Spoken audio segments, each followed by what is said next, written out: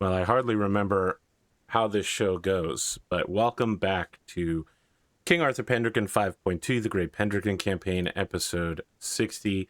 I am your complex and excitable storyteller, Arthur Perkins. Some have described me as mysterious and eloquent. I'm here with BigSpoon, GrimDarkJames, and a man who is also a Twitch streamer. Some would say we're two sides of the same coin. It's Glimo. Hello. I don't know how long I'm going to keep that one going, but it started during Shadowrun, and I don't know. It's still going. Yeah. It's been almost 2 months since our last episode. I guess it's technically been slightly longer if you don't include the charity mission that we did for Delta Green, which was what it was. The fact that they closed the charity before the game even started was baffling, but here we are. Mm-hmm. We need to find some AI we can dump every episode so far into and give us like an AI slot story so far to catch people up. This is technically the start of the second season, I guess. If this is the true start of the Arthur as King era, since this is the first year he is king since January 1st, but the Delta Green VOD was not posted anywhere. Yeah, I don't know. I was seething during that game. I was so mad because of the mix-up. I was seething the whole time, so... I don't think remember is the... Oh, you mean Sasquatch? Bigfoot, yeah. Yeah, Bigfoot. He just showed up. He made it happen, man. I had fun. Great. I was super mad that they closed it before we ever got started. So, we have a nice little food menu here. The menu at Arthur's Castle for the Pentecostal Feast of 511. Desserts are not during the Pentecostal Feast. They are the events throughout the year, but because the events throughout the year are very railroady, and I don't know, what would you call it in Pendragon's case, where they're like, hey, have your players go to this location and then watch a thing that happens. They have no ability to interact with it. You know, it's theme parky rather than railroady. It's roller coastery. There we go. There's a new term. I bet there is a term, and I just don't know what it is. But yeah, instead of being railroady, this year is roller coastery. We're gonna take you right past It's a Small World, and you have to listen to the song before you get off. It's a cutscene. Yes, it's a cutscene. Well, you actually get to make decisions, and there is a QuickTime event this year, so I guess it's not really like a full cutscene. But it's also not so long like Metal Gear Solid 4, where your controller will turn off while you're playing the game. So, yeah, we've got, 8, 9 choices here? You'd like to decide what you'd like. Oh, I should mention our special guests. We are at Arthur's Court at Carlion. Unsurprisingly, we've got Merlin the Magician, a top advisor of Arthur, but also, somewhat surprisingly, Duberchris, the Archbishop of Britain. Now, of course, he is one of the two individuals that was involved in the situation with the sword, in the stone, in the anvil, in the churchyard. Caliburn with the candlestick. No, that's Blue. You get on the same page with me. Get on the same page. It also lists Locke as being there, but it lists him as the king of Escavalon in this book, but he is not the king of Escavalon. Elaine de Carlion is the king of Escavalon. Locke is the king of Estragales. So I didn't realize the book was wrong, but I was reading this and I was like, there's no way that's right. Sir Havis de Revels, Ulfius Duke of Silchester, Brastius, who I believe only Kendric knows, but you have met him personally, Sir Ectors NK, and in attendance for the first time, revealing herself, Queen Morgause of Lothian. It's King Lot's wife. It's King Lot's wife. It's Arthur's sister in law, right? Yes, it is. Sister. Yes, it is his mom's daughter, via Gorlo. And it should be noted, she a bad bitch. It says right here to note to the players that she is exceptionally lusty. Very well. With that information in mind, you may order on or off menu. Now, having recently been part of a luxury experience where people were constantly ordering off menu, I have to say that drove me insane. But hearing people like, oh, I don't like the dish tonight, can I just get some pasta? I was like, how dare you go to a restaurant and order off menu? And they were like, yeah, of course, we can accommodate you. And I'm like, don't accommodate that motherfucker. Anyone need accommodations real quick? So two things. First of all, I just want to quickly call out and warn early that my home PC is having some issues where occasionally it will just restart. So if I disappear, I'll be back very shortly. I'm going to fix it as soon as I get my bonus for last year, go buy a new PC. Secondly, I thought I should jump in early and select the dish with my character's name on it before someone else does. I see. Okay. Although maybe I could grab the dish with Glimo's character's name on it first. I don't know. In which case, it would be your character watching the events that happened to him. But okay. Instead, you choose the dish with your name on it. What a fascinating choice, of course. Blodwyn. Your husband's name is Martin, if I am correct in this? That sounds right. Okay. I'll have to go and open Family Echo to double check. Okay. I mean, I just have my notes here. I mean, I would assume you know your husband better than I do, but what you have in your hand, your husband is at this feast, and I guess what we open with is, like a blurred out medieval feast room, and then it sharply comes into focus on a candle somewhere, and then it refocuses in, and we see that Blodwyn was there the whole time. Nice, a rack focus. Oh, I see. And then we do Dutch angle, cutting in on your husband, who you're watching from across the room. He's talking to a bunch of younger knights, men who are 19 and 20 and 21. In fact, it is the 4 young knights of note called the New Lords: John of Marston, Jack Porton, Rupert Overwallop, and Quentin of Codford. They seem to be treating him well, but as a lesser, which is no surprise because he is an esquire and a gentleman about town, but he is not a knight. But you notice that even though it is warm in here, your husband has taken a kerchief and placed it around his neck as if he is cold. You have a note that he has sent to you from across the room, written in hastily scrawled Latin, that reads, "My dearest Blodwyn, it is always wonderful to attend these feasts with you. However, I find myself a bit unseasonable this year. You see, I was informed by the New Lords that my neck is looking dry and the skin sagging with age. I am not yet in my 30s, and even now I find myself afflicted by the same decrepitness of age that has afflicted your good friend and leader of your cohort, Sir Kendric. Perhaps for my sake, and maybe even for Sir Kendric's as well, for I have observed his neck, and it is as if a ham. Could you perhaps travel to the north and attempt to find one of the sacred healing springs from the secret kingdom of which we do not speak of, so that I might place the healing waters on my neck and Sir Kendric's to remove the affliction and return the youthful vitality to our necks? I fear I will not survive this social season without your aid. Your loving husband, Martin. XOXOXO."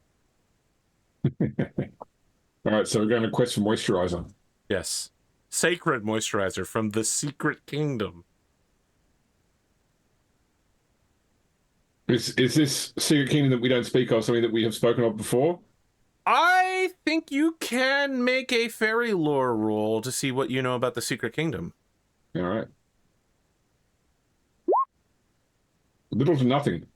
You know that there is a secret kingdom in the land of Britain that many will not speak of. It exists. Some say there is a cup of incredible power of healing potency in that secret kingdom.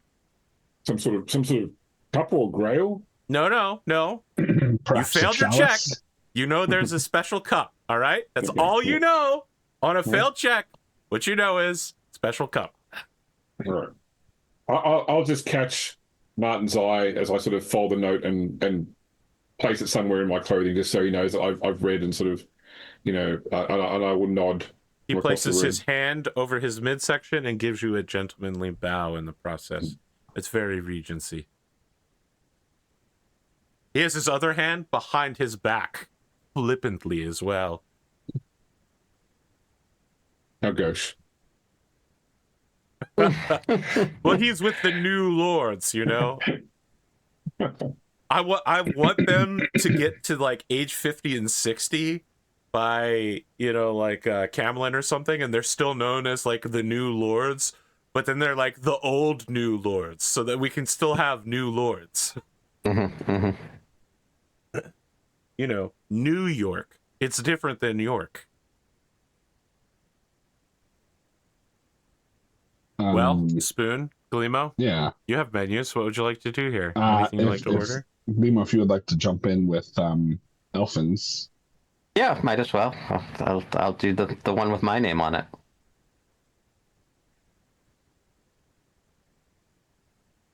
Okay, and that is Elffin Thief. Elffin, you are attending with your lovely wife, the daughter of a countess, correct? Question mark? Yes. Yes.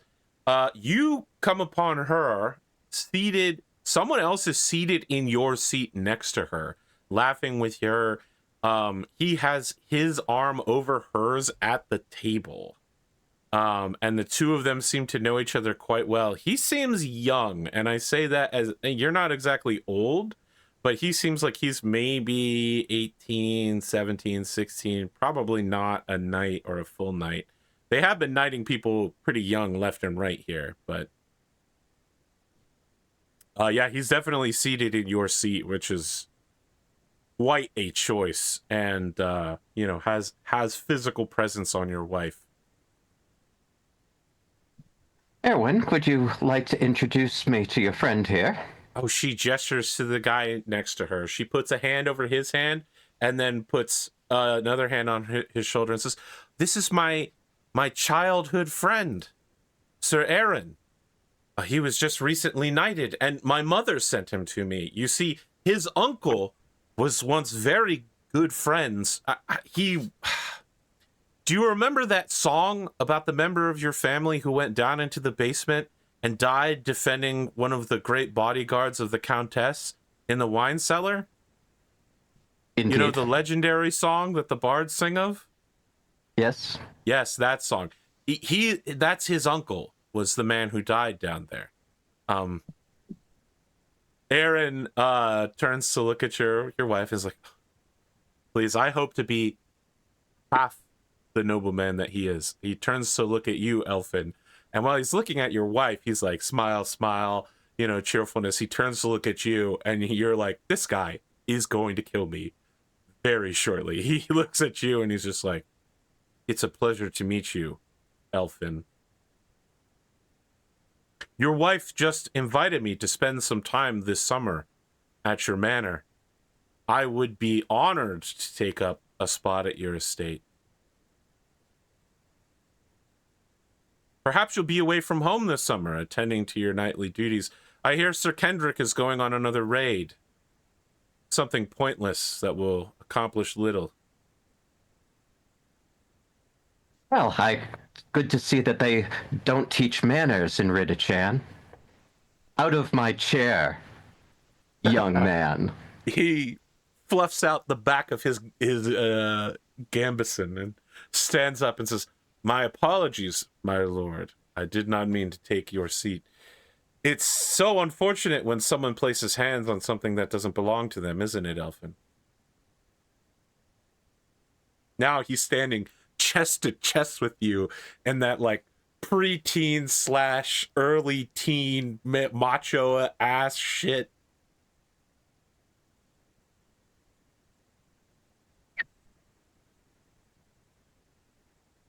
Can I, just trying to figure out which test would be. Can I test Rolling. prudent versus reckless? Oh boy, why would I Okay. ever deny Let's do someone it. when they ask me that question? That's fucking perfect. Please. How'd we Success do? on prudent. Okay. Sounds So like you you're don't- gonna you- do something pretty prudent. Crit then. on reckless. Oh, boy. Yes. Yes. All right, so I check reckless. Reckless goes up. Prudent goes down.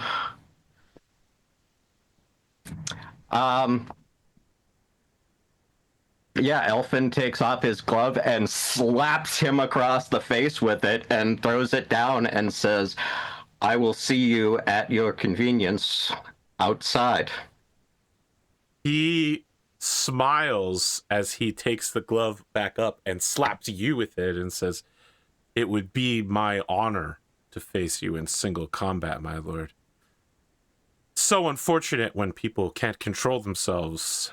Isn't that right?" He turns to look at your wife. She is shocked that her childhood friend and her husband are probably about to fight, maybe to the death. Yeah, she's still seated, by the way, and she just faints and falls backwards off of the bench. The king literally rises from his seat and says, "What is going on over there? Sir Elffin, explain to me what has happened in this hall." Whole hall, over 1,000 knights, kings and petty kings and counts and dukes galore. All of them are silenced and turn to look at you. "This man put hands on my wife and insulted her at your table, seated in my seat. My honor demands satisfaction."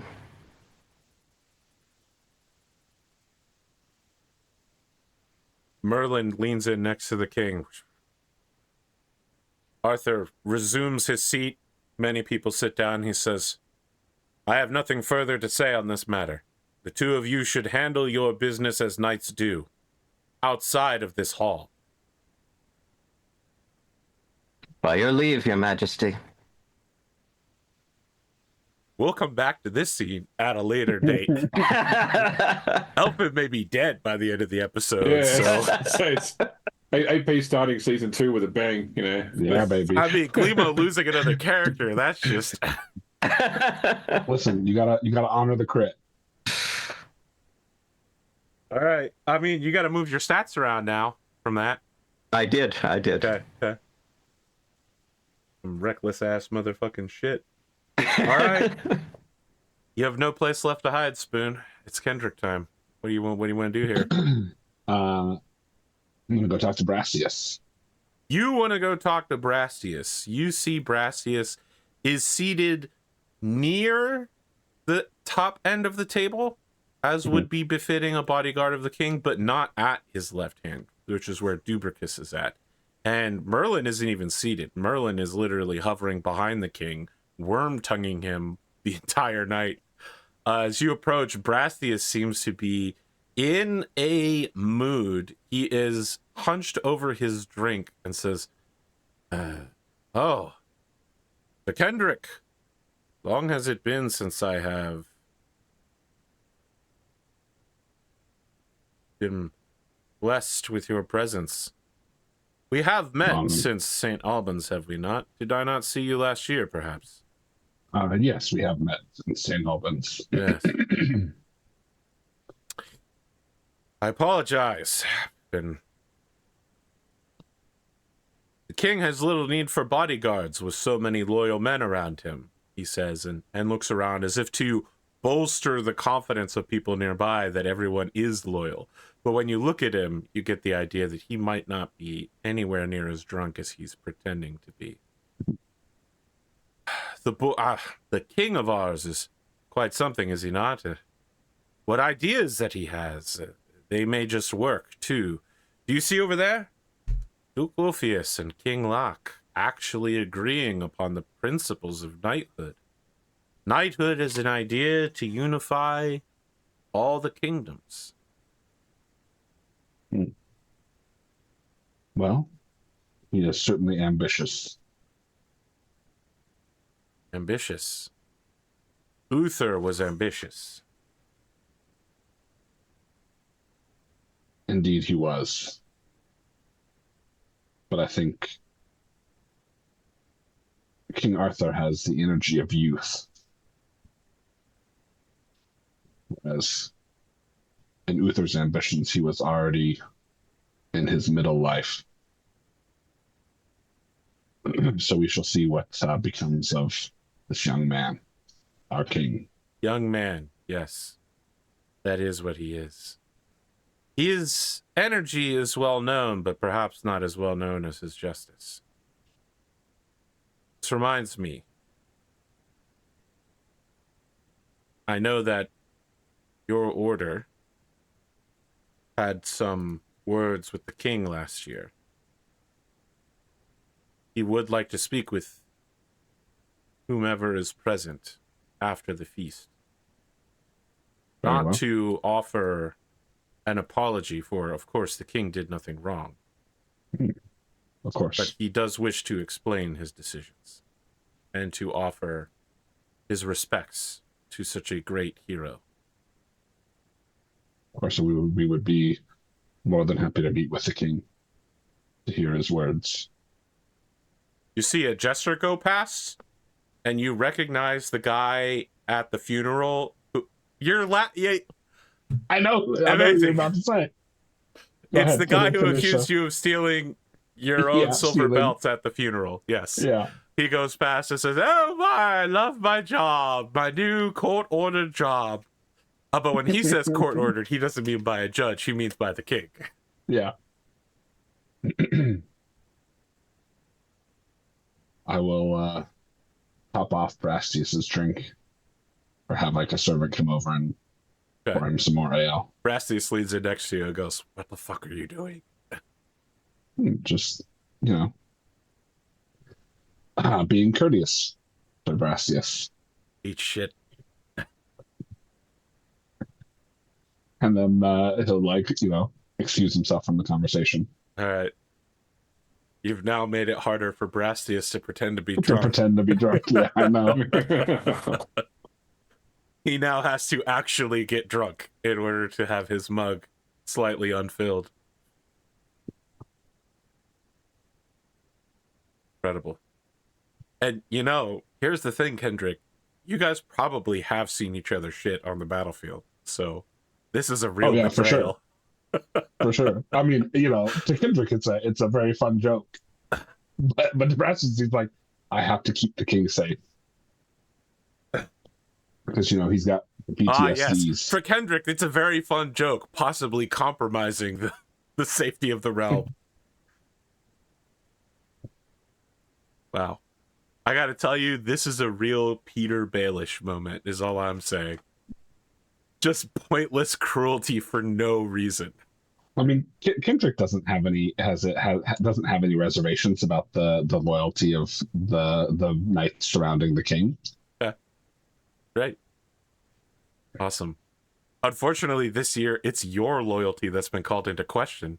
Sure. Don't think I don't have a big note here about the king talking to you about those castle shenanigans. Oh, yeah. I also, my note is, built a big keep without permission. I'll have to answer for that. Great. The floor's open, unless we're going to continue to go in a circle, in which case it's I'll jump in next anyway. Right. I'm feeling frugal, so I think I'm going to go with the cheapest option on the mains and listen to Leo's lecture. Frugal. You know that these all came pre-priced, and I just put names to them, right? Okay. Look, AP, I think you should actually share like these menus on the regular group so that before the episode. Yeah, Oh, you mean like on Discord? Yeah, in to the show everybody, chat. Oh, okay. The show chat, exactly. Yeah, you obviously go to a lot of work to do all this typesetting and desktop publishing and. I will say. What are you talking about? These take like 5 to 10 minutes to assemble. I will say, James, Blodwyn's the nonsense in the description. Oh yeah, the Laura Ipson sort of stuff. Yeah.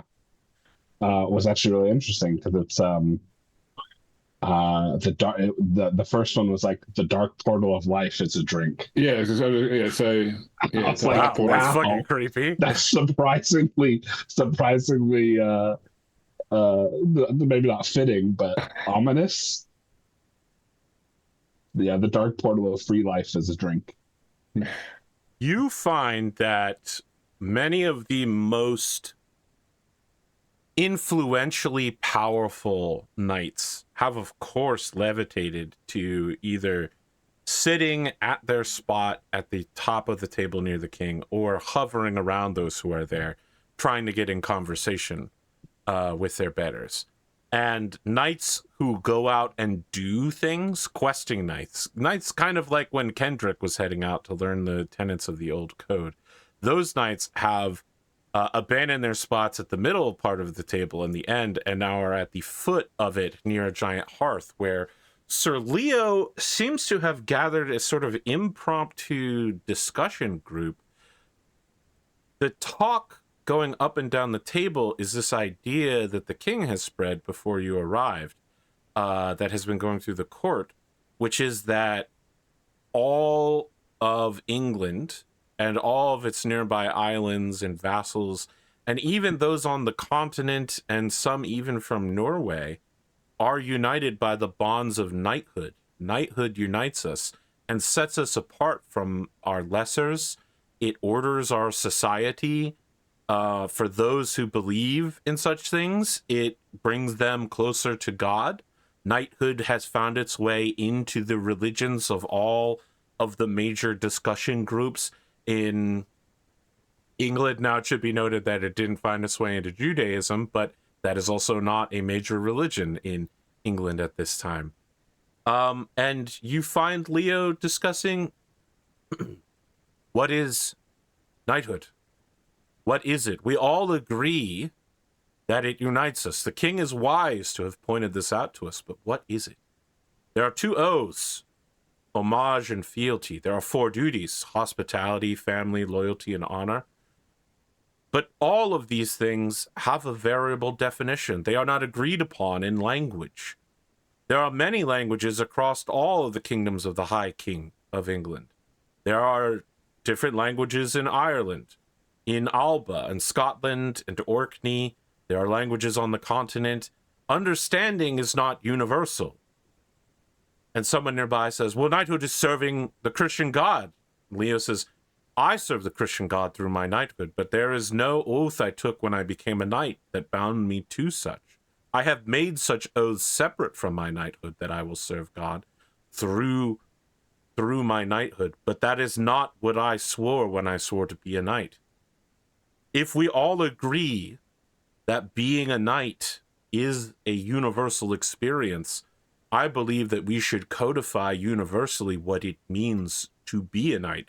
Several of the knights nearby are like, to be a knight is to fight. Leo says, I have led men into battle, but I have not fought in many years. Do you think me a lesser knight? And as you're looking at him, Blodwyn, you're recognizing you were trained by Leo for many years, and you recognize that he has been a chivalrous knight and has had the armor of chivalry, but he now also has the effect of being a British Christian as well. He is armored in both of those things at this moment. And he says, do you think lesser of me because I spent 10 years training? And he points to you and says, Dame Blodwyn, is it not the duty of a knight to pass on the skills of a knight? Do we not track the lineage of knighthoods? down through, I'm going to get a little silly for a second and say, did not the great knight lineage of Yoda train Dooku, who then trained Qui-Gon, who then trained Obi-Wan? Is this not a lineage all respect and understand through a sort of meta trope that we all get? Anybody who has kind of Clone Wars experience knows what I'm talking about. Knight lineages can be just as important as who you are knighted by. Who knighted the king was an important question just a few years ago, was it not?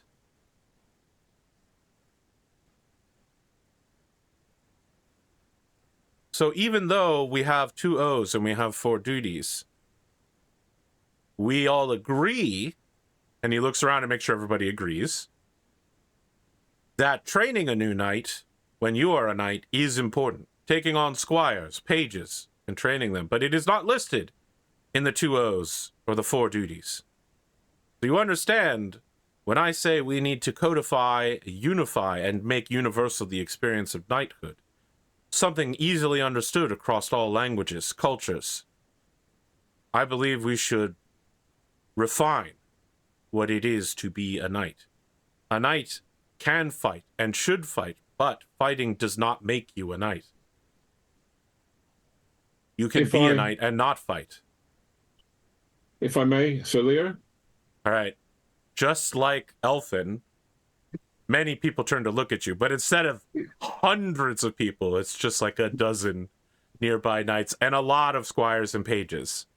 Yes, Dame Blodwyn. I think that there are many different aspects of a knight. There is knighthood as an institution.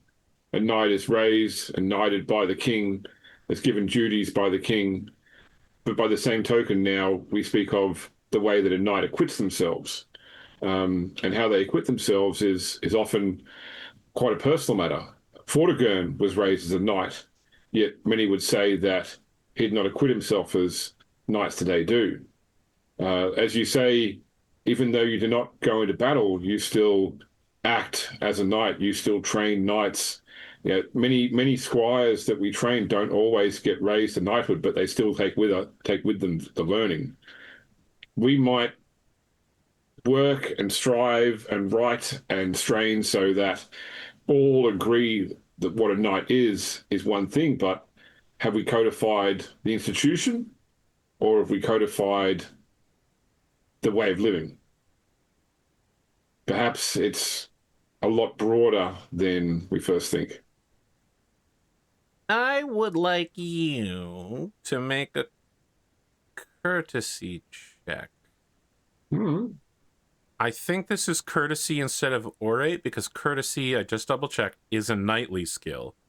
Orate is about public speaking, but I don't know that your aim here is to speak publicly. Your aim is to illuminate the grander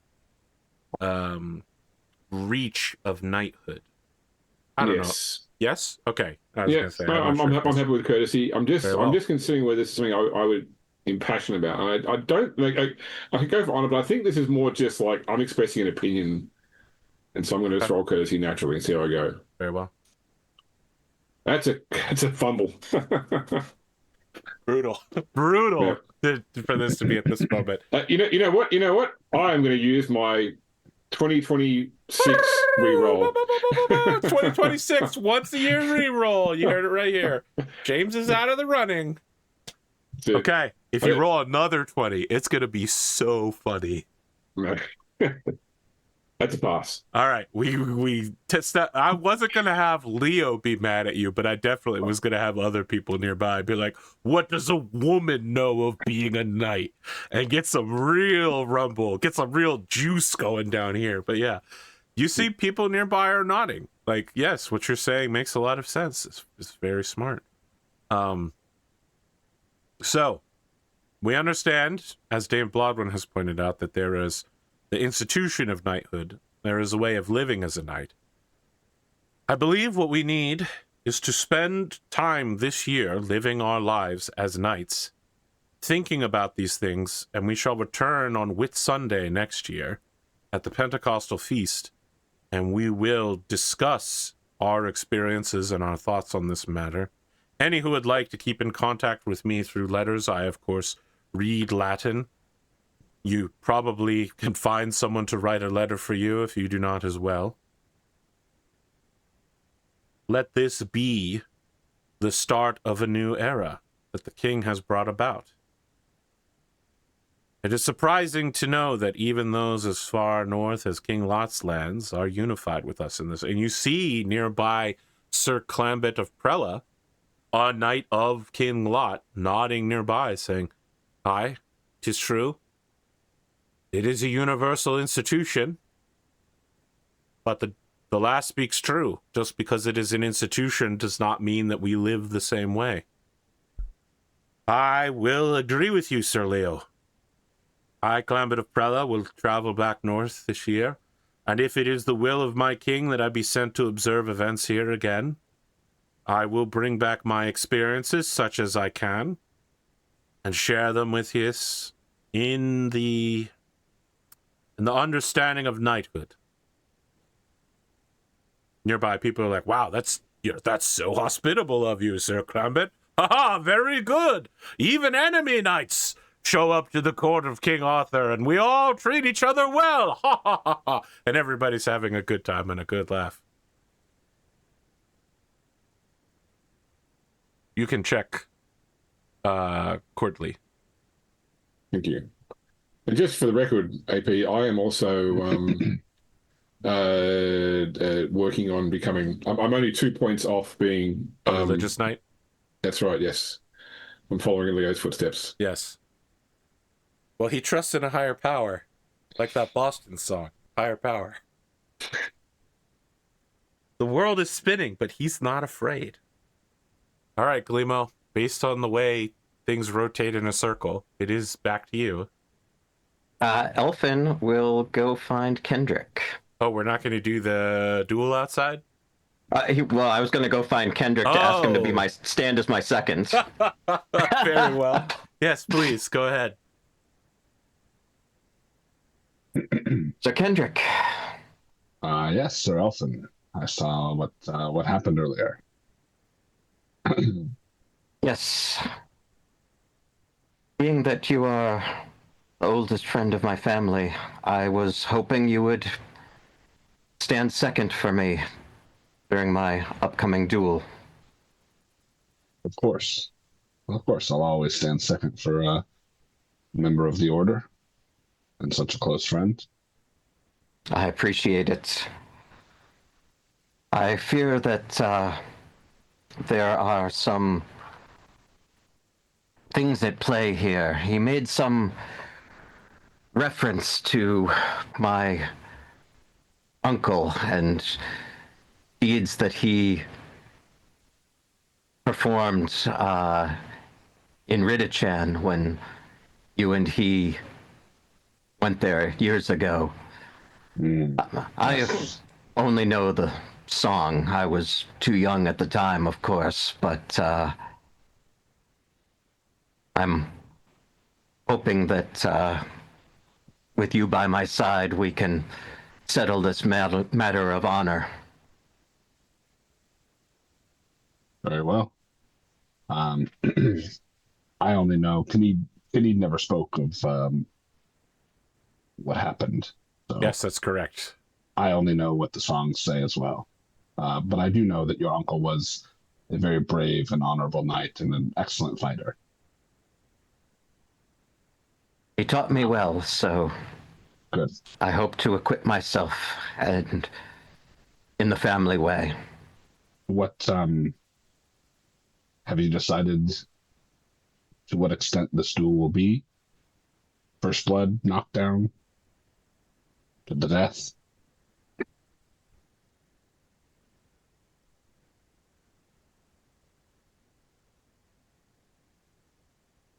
In theory, since I challenged, it's his right to decide. But I will honor whatever choice is made. Well, Should it be to the death, then so be it. let us retire outside then. We cut to Kendric. You can see that as a newer, younger knight, Sir Aaron seems like he's having trouble finding a second to even stand for him. It doesn't look like he has any friends at court. Now, that isn't to say he's friendless, period, but this is Carleon, this is Wales. He may simply not know anyone here. He seems to finally find someone. It is cold and blustery for the folks at home. Wales, around this time of year of the Pentecost, is about 60 degrees outside, but it is slight drizzle, and the person who approaches you on his behalf, Kendric, is a big man wearing a hood, and as he removes the hood, you see the man standing second for him is Tathan de Pitton. Oh, shit, okay. He says to you, Father, I come to ask for terms on behalf of Sir Aaron. Very well, son. He is offended and has been accused and challenged by your Sir Elffin. Indeed. Is there no way to settle this outside of violence? I don't believe so. He has insulted Sir Elffin's honor and laid hands on his wife in a unknightly way. Sir Aaron is prepared to say that he regrets any insult of honor that was afforded to Sir Elffin, and that his relationship with the lady is one of childhood commiseration.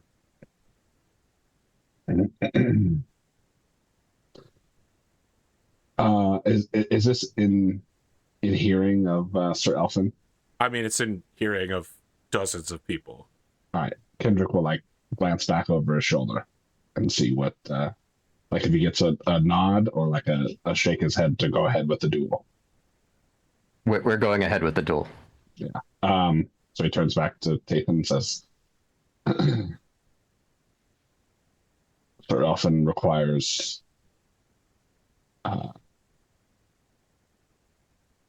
this to come to blows. There is no other way to stave off the bloodlust of Elffin here? Duels are not necessarily... They are not things of bloodlust. It is a matter of honor. Anything can happen in a duel, Father. Very well. This is true. As the challenged, Sir Aaron has no choice but to attend this duel. He will not back down in this matter of honor. He holds out a hand towards you for a predator handshake and says, your house words, Victoria pro audaces. Victory for the bold. Ex manus nostra. And he'll shake his hand.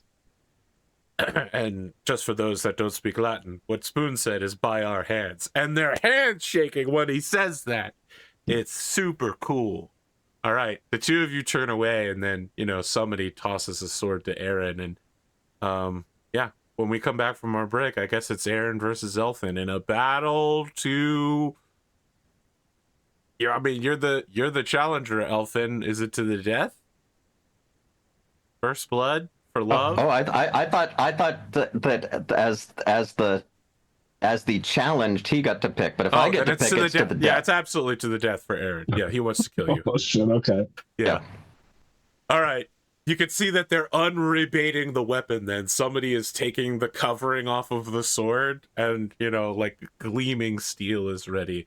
Aaron is doing some before the commercial break, in a very 1990s commercial break pre-thing where the scene continues but the music fades out slowly, you know what I mean? Everybody continues their NPC animation. He does a sword slash, and it's very clear he's not the best swordsman you've ever seen. You would estimate his swordsmanship skill as being in the teens, but not the high teens. When we return, we will investigate a matter of life and death, and then we'll figure out what Kendric's doing. Excellent.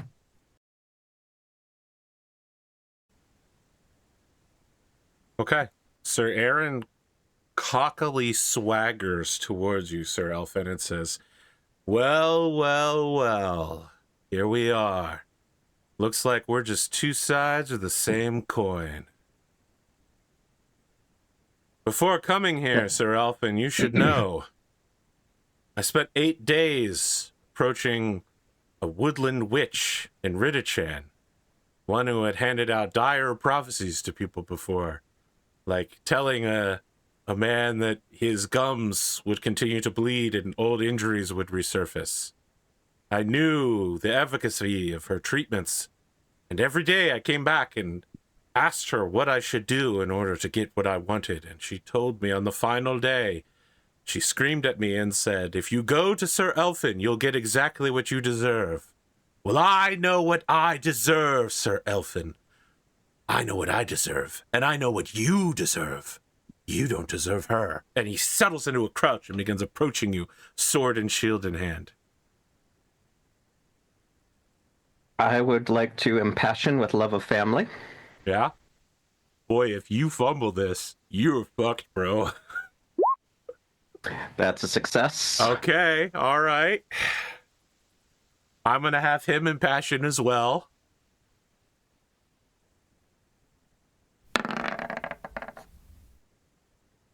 That is not a success. Oh, no. It's not a famous passion, though. It's okay. Success, Yeah. Very well. His love of your wife is a 12. Okay. They're childhood friends. They're not, they're not family.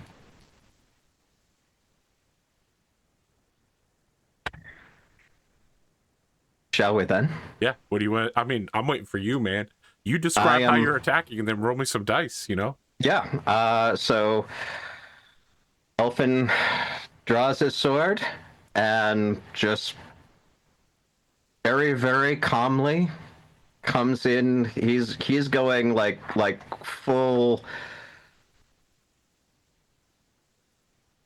He's fully committing to this very reckless act. Also,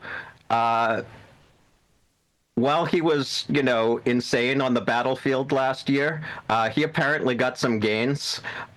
He's about the size and strength of a young Kendric. Ooh, scary.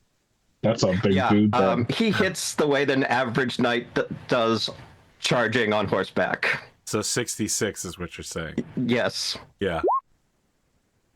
Success. Okay, so before I roll for this guy, we're going to cut over to Tathan, who is, he is letting his heels go back into the sort of growing mud here as the drizzle comes down. He's standing next to his father, hands clasped behind his back, and he says, Father, it's interesting. I asked you what your knight would need in order to avoid the conflict here, but you never asked me the same thing. Did you suspect conflict was inevitable then?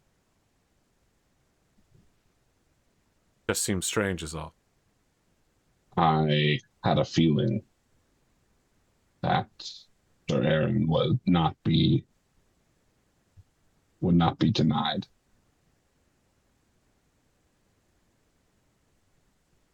Okay, I'm rolling for Sir Aaron now. So Aaron is full sending it. And by that I mean he may have a shield. He may know how to use a shield. He is not attempting blocks in a traditional sort of sense. He is going full send, sword, offensive moves only, fully willing to take damage in order to accomplish his goals. He needed a 15. He got a 12, so he does get his shield to this. But you will hit. 27 damage. Oh, shit. Well, he doesn't have a lot of money. So he has a 16, which means 9, 10, 11 points of damage goes through. His knockdown is 14 versus 27. You don't have double his knockdown. So I will check to see if he remains standing. Nope. Okay, that is the correct roll. Okay, he does remain standing. His major wound is 14, and you have not dealt enough to major wound him either. It is a bad hit, that hits him on the chainmail, and I think a couple rings get knocked out. And you definitely see after a few moments that there's like a trickle of blood coming out the bottom of his chainmail, like down one of his legs. Yeah, he's just like, no words, just full attacking you.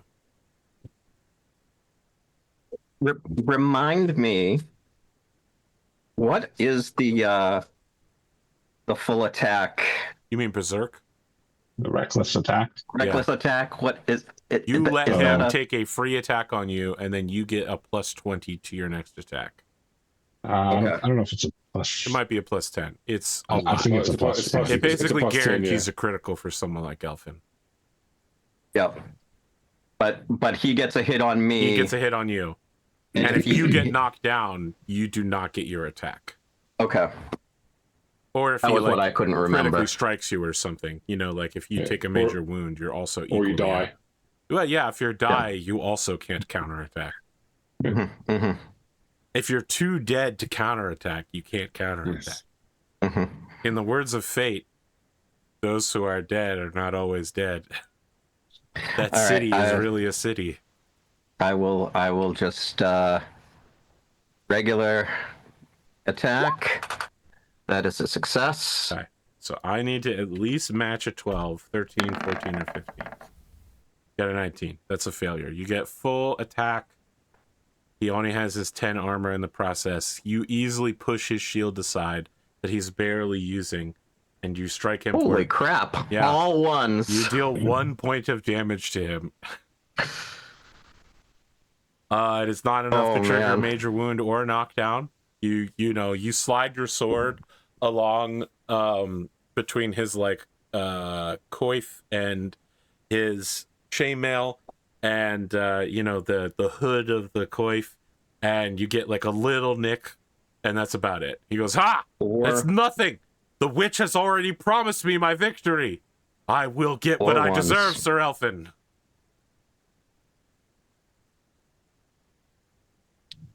Elffin will go again. Okay, so I can't beat that. You came with a crit. 4. That is not a crit. Okay, I get my shield. 28. Okay. How do you kill this man?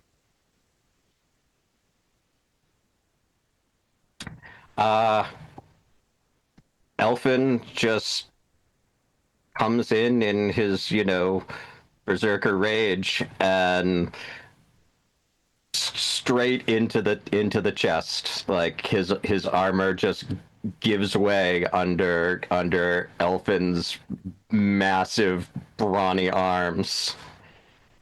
Right. And as he slumps down, Elffin kind of leans in and says, "This is what you deserved." He kind of gurgles up a bunch of blood and then dies. It's really nasty.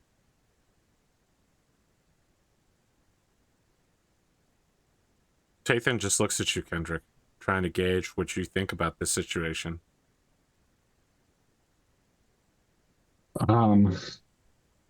Yeah, so I think Kendric is fairly Dad, how do you feel about murder, Dad?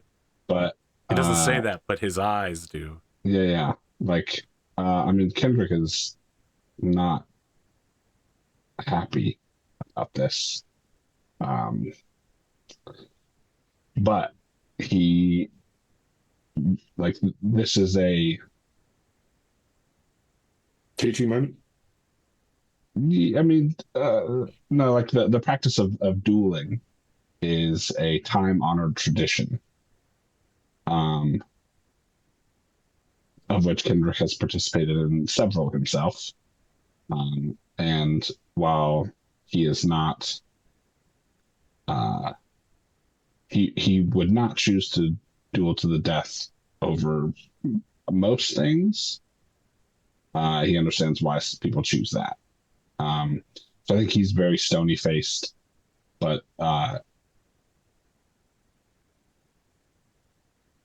vaguely lightly like disapproving, but also glad that Sir Elffin won. And I think he'll look over at Tathan and go, "Did you know Sir Aaron?" No. He seemed as if he needed a friend.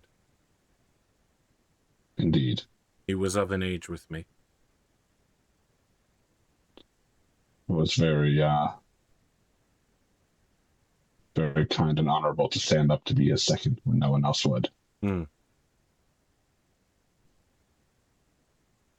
He says nothing and just continues to watch Aaron die, inevitably.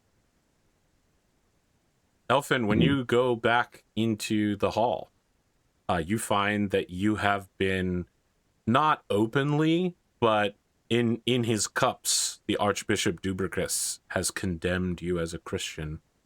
No papal stricture against it, but just the idea of a Christian killing a man during Pentecost? Are we not better than this?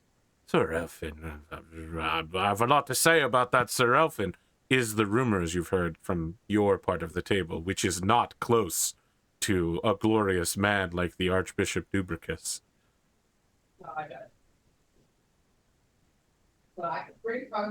Kendric, what's going on with you? Oh, sorry, you got something? No, Elffin will just resume his place at the table and pick up a glass. Yeah, I mean, your wife isn't there anymore. She has been removed by her ladies, and the news that you've murdered her childhood friend probably going to cause some problems. It probably can. Yeah. I think the news that, terms were offered and you soundly rejected them is probably going to be, that's a bad look. Yeah, Kendric, you're gonna bear part of the blame for that particular event as well from Elffin's wife. And if there's one thing I know, it's that you probably don't want your best friend's wife to be angry with you. Yeah. I mean, it's rough. Yeah, it's rough. Well, anyway, you've got a nice menu here, unless you want to go off road. As you know, where we're going, we actually don't need roads. They're just nice to have. I will take we'll go with father. Okay. As you come sauntering back in, you find that the king has not exactly dismissed himself, but he is having a quiet conversation in the halls away from this. And as you are like de-armoring yourself and having your sword taken away so that you can re-enter the hall, you find the echoing of the castle in Carlion. He's bringing the words of young King Arthur to you, and you don't see any of this happening, but you hear it, and you hear Arthur saying, "Hector, I do not know this man, Uther Pendragon. My right to rule comes from his blood, but the only one who has ever been my father is you." And you hear a sort of blubbering man go, "You're a true son to me. I've properly educated you." And you hear a sort of pompous voice go, "Next, I suppose you'll say that you'll treat me like a brother then." And you hear the king say, "Sir Kay, you will always be a brother to me." Kay says, "Well, so long as you remain true to me, brothers, we shall always remain. You are my brother and my king, but a brother first." And Arthur says, "You were among the first knights to kneel before me, but when I was your squire, I knelt before you, Kay. Brothers we shall always be. I swear to you, I will never offer you offense. Your king."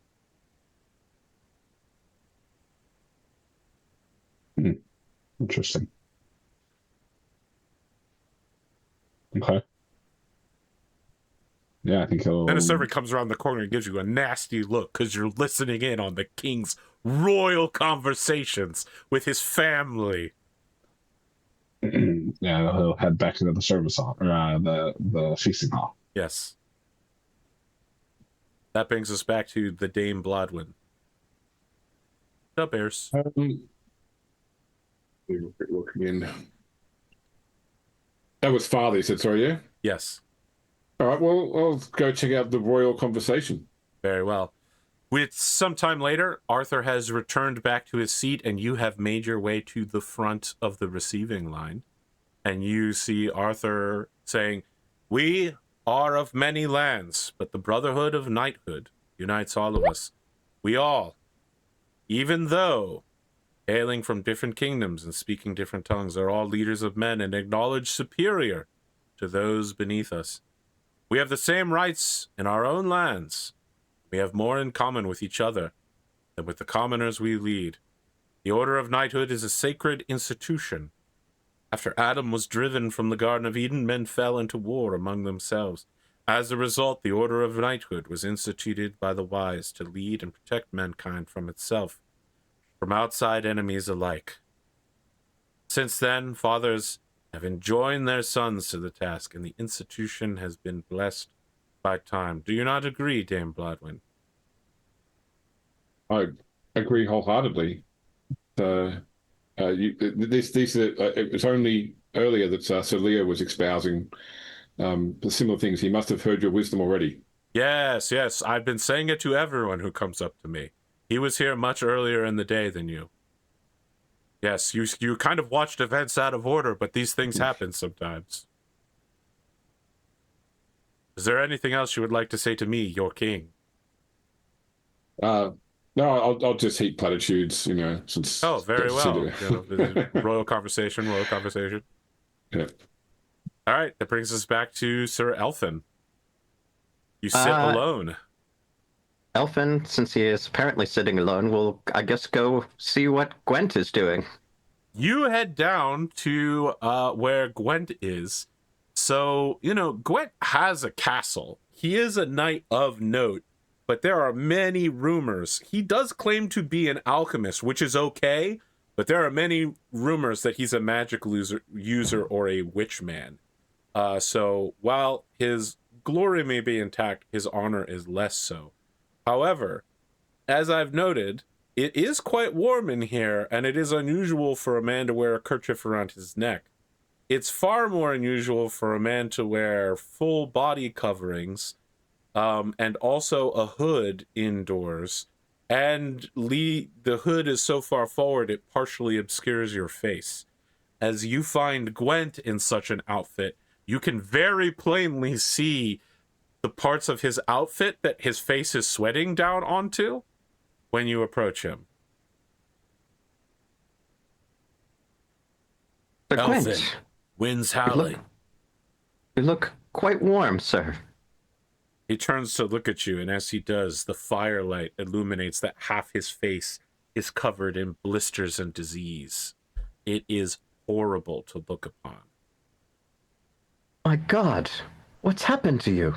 I've been cursed by the bog witch of disease. I must set out into the swamps and forests around my land. The castle was made to hold back and destroy her once and for all. But until then, I thought maybe I'd enjoy the Pentecost, Is there naught that can be done short of that? He looks around. You can tell he was going to say something else, and then he says, "There is little I could do except to petition the healing arts of those like the ladies of Avalon. Perhaps they could entreat to aid me in these horrid curses. Other than that, the only thing I could think to heal me would be some sort of sacred cup from a secret kingdom or something like that. Which is but a rumor. Been spreading lately, but..."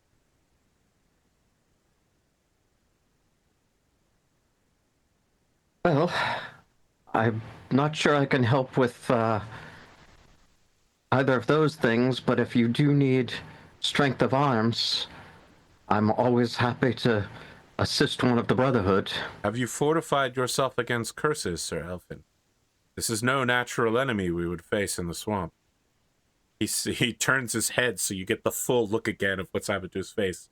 You too may bear the scars of a witch.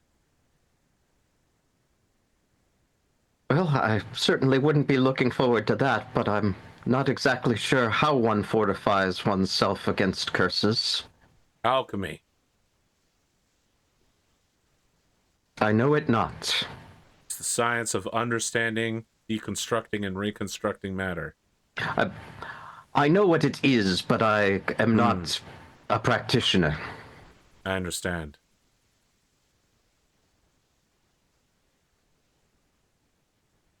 There is no shame in backing out of this quest. I do not ask for your aid, but I welcome it if you still offer it. I seek to set out in the early summer. Ride to my castle. It's hard to miss. Gleams with silver in the daylight.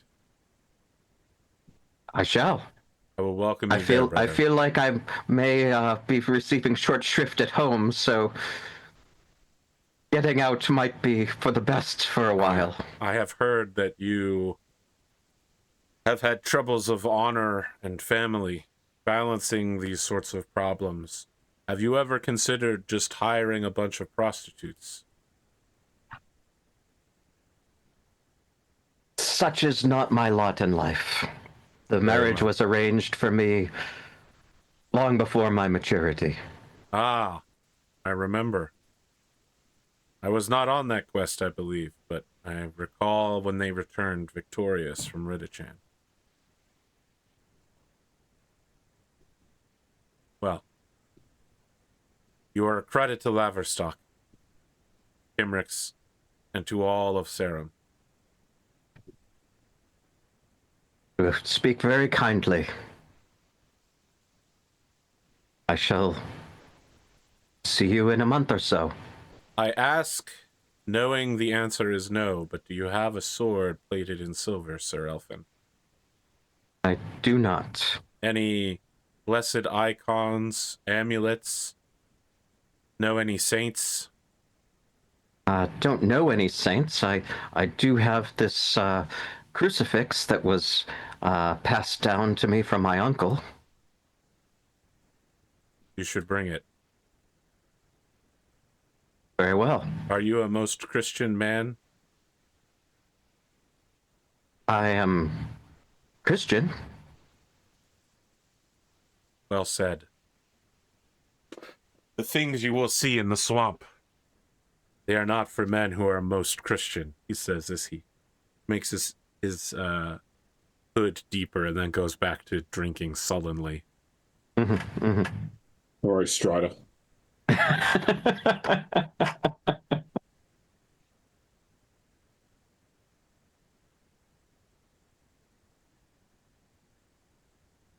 I know what hunts you. Are you afraid? Not nearly enough. Well, James, we're back to you. We've been despoonified for the moment, I believe. I think that we haven't had gossip. We've had Brass, we've had royal conversation, we haven't had intrigue, we've had Far, we've had me, we've had Elffin, we've had Gwent, we've had Leo's lecture. So I think that it's just gossip or intrigue left. So I think that gossip would be the one that out of those choices, that's where I see very well Blodwyn going. So you are looking at a conversation between a maid outside of the castle and a young man who is removing Aaron's body. He seems to be some sort of manservant for the castle. And the woman says, "Isn't this boy king a surprise? That old Merlin never stops meddling, does he? I can hardly believe that this is our new king. A mere boy, and a bastard at that." The man dragging Aaron's body towards a cart says, "King Arthur is Merlin's protege, trained since birth for this special place. Arthur is like the kings of old, blessed with magic powers. Didn't you see how he drove off King Lot? Blinding light. He is like a young god, come again to answer Britain's crying need. Say, Morgause is coming to the court this summer. Lock up the men. Imagine King Lot sending her alone, too. What do you suppose he has in mind?" "I don't mind that, Morgause. It could be worse. It could be that Morgan Le Fay. Doesn't she give you the creeps? Can't you believe it? She can actually read a woman.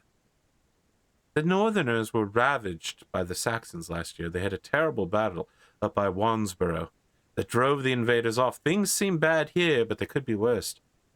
least the Saxons are not allied against us. And then both of them turn to look at you, Blodwyn, in a sort of Fallout, Skyrim. As I'm looking, as I'm perusing a book I just picked up and can clearly read.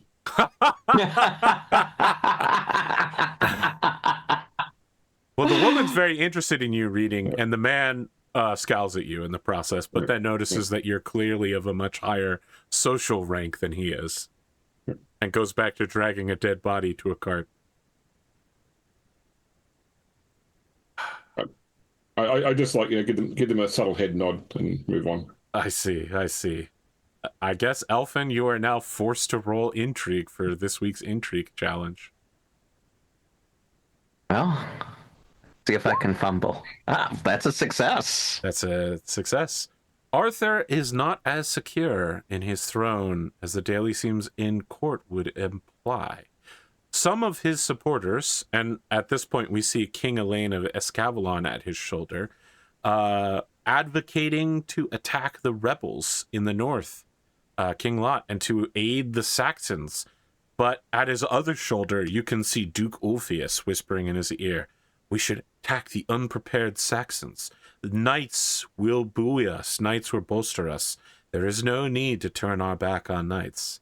Yet others, such as Arthur's father Ector and Sir Brastius, say to hold back and rest, to let this new generation of young knights like Tathan, the new lords, and this guy named Aaron who just recently died, they need to train.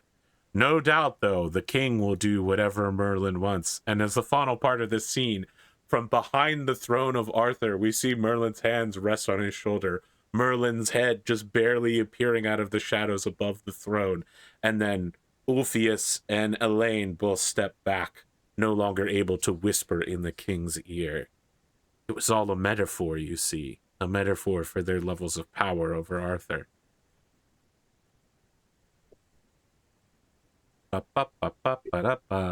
There's a bonus scene with like a young bard who's composing a poem about Aaron getting absolutely fucking killed by Elffin. It's because you called upon Passion family. It's definitely going to be like, he was driven wild by love of his wife to be so threatened by the young buck. Like a rutting boar, he charged into combat, slaying Sir Aaron in a single overhanded blow which split him in twain and cut from him his codpiece. That's the story everybody's getting. Well, I hate to move forward without Spoon here, but we do have some more menu items available. I don't know what you guys think. What you want to do here? You snooze, you lose. He's not here, he misses out. Wow. Very well. What would you like to do? So we're onto the dessert course now, are we? We are onto dessert courses now. There is also a degree of separation between There is. Scandal is the last event to take place in the year. Okay. All other events must be clear first. You can either choose St. Albans or Army Raid. You cannot attend both. Well, okay. I'll hear about Margwise. Very well.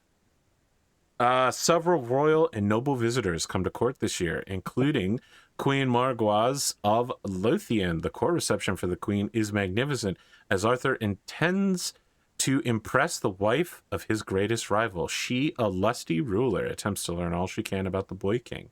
There is a recognition, of course, that she is his sister. With the queen are her three eldest sons, Gawain, Agravain, and Gaheris. They are impressed by Arthur's court, and Sir Gawain in particular listens attentively to Arthur's talk of chivalry and honor. Just to remind me, sorry, she's Arthur's sister because his father married her mother, right? They don't Correct. actually have... She is the eldest daughter of Yvraine. Yvraine, yeah. But she was born before Yvraine married Uther. Correct. All true. Yeah, she's much older than him. She was a child of... Her oldest son is the same age as Arthur. Yeah. But she was daughter of who was it? Was the Duke of Gorlo. Cornwall, wasn't it? Gorlo, yeah, that's right. All right. Uther sold off all of Yvrain's daughters to impress Mom. Okay. Look, if I end up near her gathering, or I'll simply just, offer some platitudes on behalf of Salisbury. So I'm assuming that is Robert here, or Robert Ellen? Robert and Ellen are not here during the middle of the year while Morgause is here. Okay, all right. Well, then I'll probably just take it upon myself to just go up and wish them welcome to this part of England on behalf of my lord, and just offer some general, complimentary thing. Tales of your beauty are clearly under exaggerated, etc. Sort of thing. So, yeah. Morgause has a sort of bodice that is displaying a lot of décolletage. Yeah. Yep. I don't remember what the word is. She's showing off her boobs. A fan as you approach by, and she says, "A lady knight, unusual. I am thankful that you invite me back to this far south. The place I was born and raised in." Welcome back. Is there any reason I should not be welcome in the land of my birth? None that I know of. I simply wish to pass on good sentiment. I see. As I know that when you left, it was not under the best of sentiments. You know this. Were you there, Dame Blodwyn? No, but I have studied my. You've studied? Yes. I see. You are a questing knight, are you not, Dame Blodwyn? A member of one of those knightly orders? Yes, the Order of the Axe. See. Are you looking for a quest? Kendric is. I seem to have found one on behalf of my husband recently. Oh, that's unfortunate. Yes. I have need of a knight. Speaking of need, and if it aligns with what I must do otherwise, I would happily seek out the resolution for you. Well, I was hoping someone would eliminate those in Cornwall so that I might retake my father's seat, which rightfully belongs to me as his eldest daughter.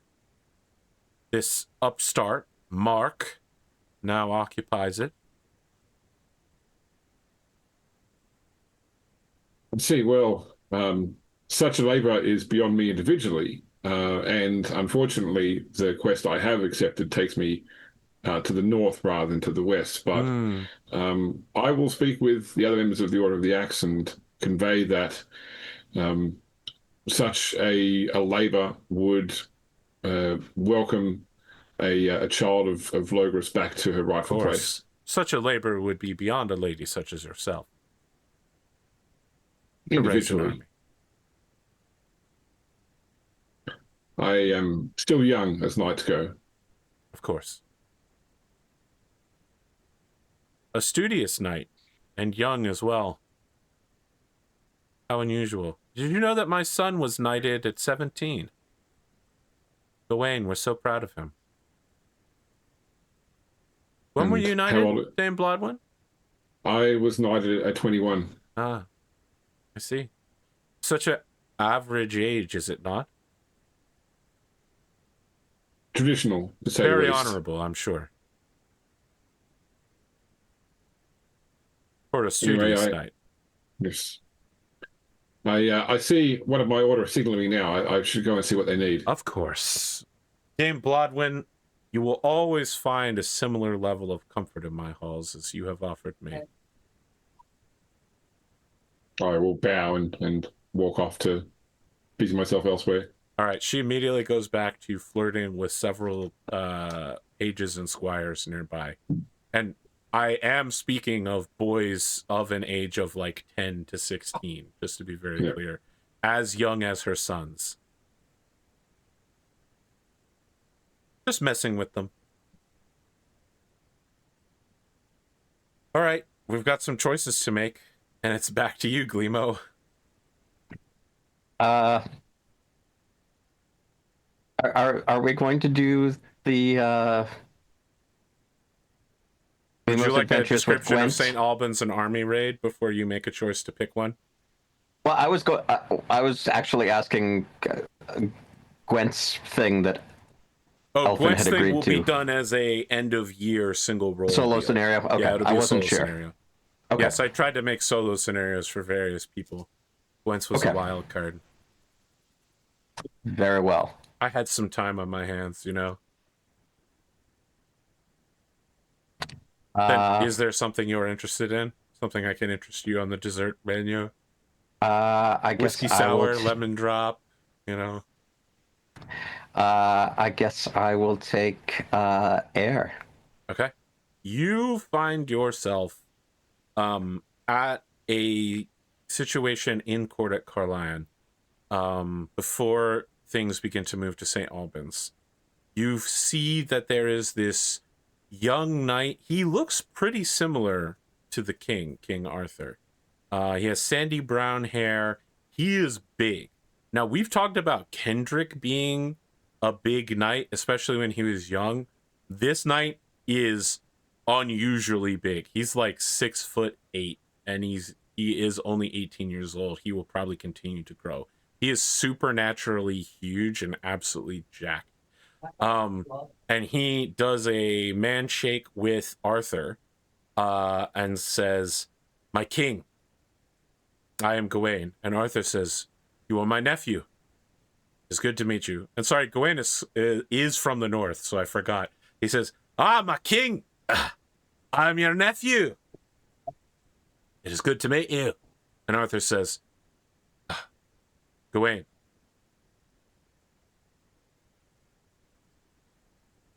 I have something difficult I must speak to you about, Sir Gawain." And Gawain says, "I know that my father is rival to you, but we are share of blood.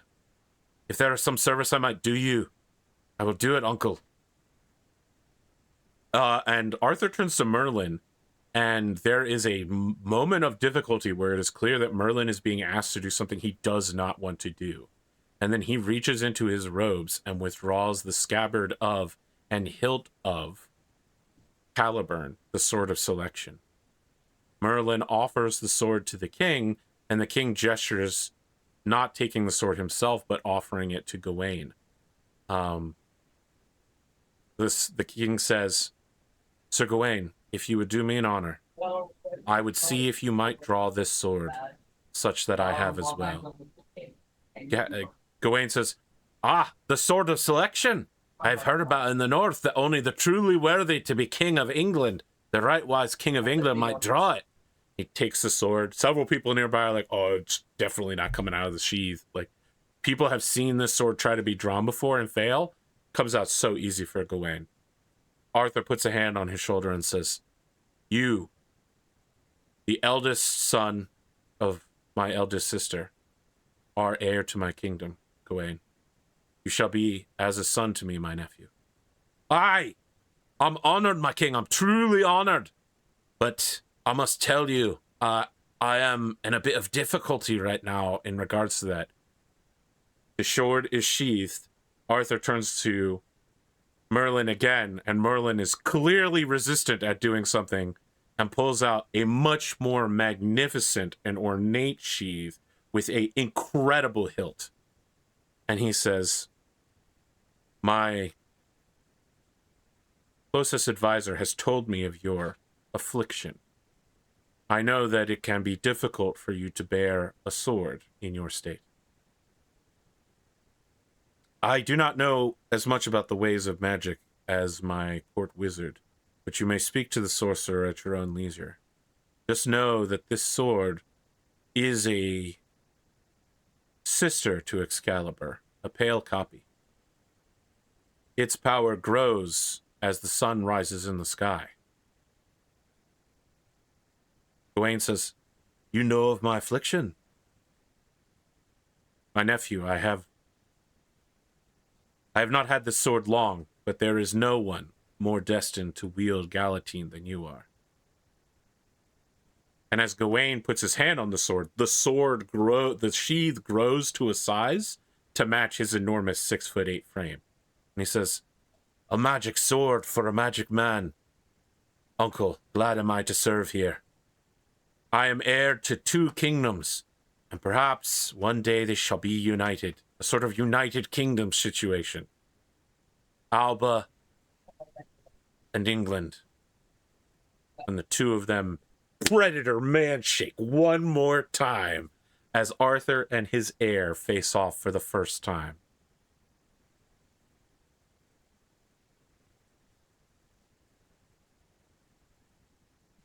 Some sort of great island? Yeah. Well, just remember, Gawain is from the Orkneys, so he's from the islands off of the island of Britain. Yeah. He's on island time, man.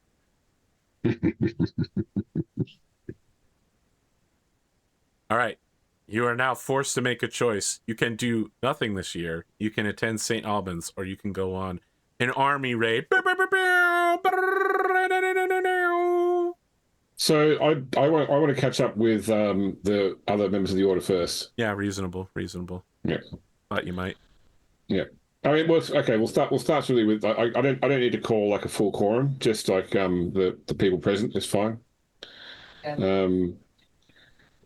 So 2 reasons I wanted to speak to you. One was just to let you know that I spoke with Marguerite. It was an odd conversation to say the least, but she has expressed interest in casting out the forces that hold Cornwall and reclaiming that as her seat. She's looking for questing knights to take that task upon themselves. I think obviously it's beyond any individual knight. But just to let you know, that's what she was asking about. Also, I have been asked to procure something that I would like to try and fight if I can on behalf of Martin. He asked me to seek out a place that, a magical place that we don't speak of. I know that's an odd request to make, is to ask what to speak of a place we don't speak of, but I thought that you 2 more experienced would have knowledge about where I should start to look for this mysterious healing balm that my husband seeks. I have some thoughts. I would hear them. Your uncle, I believe, right? You mean, well, sort of, is my Your father's cousin? Yeah, your Yeah. father's cousin. And your uncle, Sir Elffin, and I, some years ago, traveled into the Forest Sauvage, where we found ourselves in that place.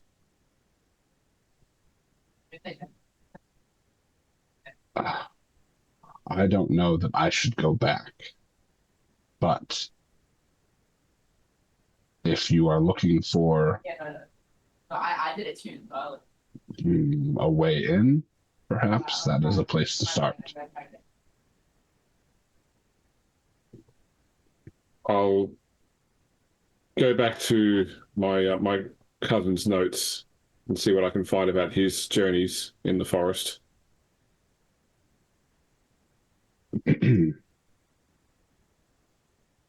Strange.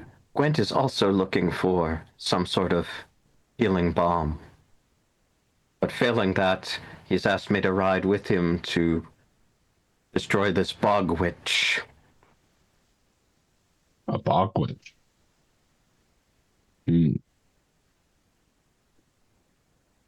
Well, Spoon is like, damn, what the fuck happened while I was gone?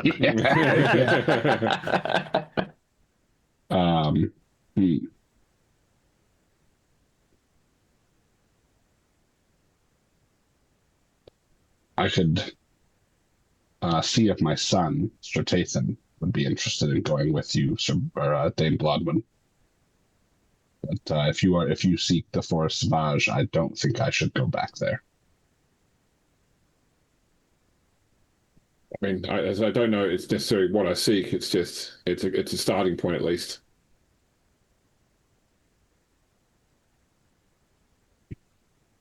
There was also King Arthur wished to speak to the members of the order that were here when the feast ended. Oh, well, then we should attend that, even though that was, I think, some time ago now. Is that right? If we flash forward in time, AP? Sure. What do you want to do? Well, didn't King Arthur want to talk to us after the feast? I mean, he wanted to talk to you after the feast. Oh, me specifically? Okay. Yes. Oh, you're right. He did want to attend a memorial for Bill Papa, but yeah. Okay. Do we want to cut to Arthur's conversation with you? Sure. Okay. We cut to you in a room in a very similar way as we've seen conversations between the Countess Ellen and like her highest advisors. It's sort of a casual conversation with the king, but the recognition that the king is the most powerful person in the room sort of deal. But yeah, you're just like in a seating room with him, and he says, Sir Kendric, so glad you could join me. Your Majesty. Correct me if I'm wrong. My advisors told you that you were not to build a new castle this year. Is that correct? You were denied authorization in my name. I believe the Countess did not approve. And yet I have been told by my closest advisor that you have simply chosen to do so anyway. This is a countermanding of a royal command. I have heard much of you, Sir Kendric. You served my father. You were close with Duke Ulfius, who is one of my top advisors. You were very well spoken of by King Nantiliode and his son, King Elaine. And you personally slew Duke Gorlo. I have every reason to think that you are a good knight, and yet here I have in my hands evidence that you are not. If I may speak, my king. Of course. I wish an explanation. Pitton is one of the southern bastions of Salisbury. If the Saxon stroke falls upon us, it will fall at Pitton or Chalk. And those places need to be defended strongly. You speak in the Roman way.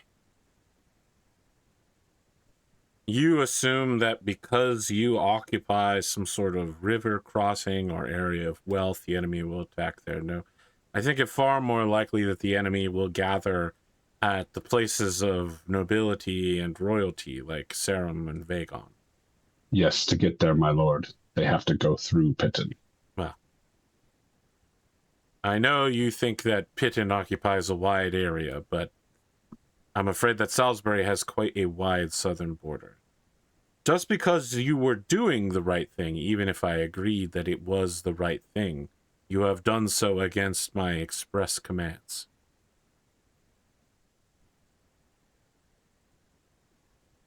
You seem unhappy with the situation, Kendric. I am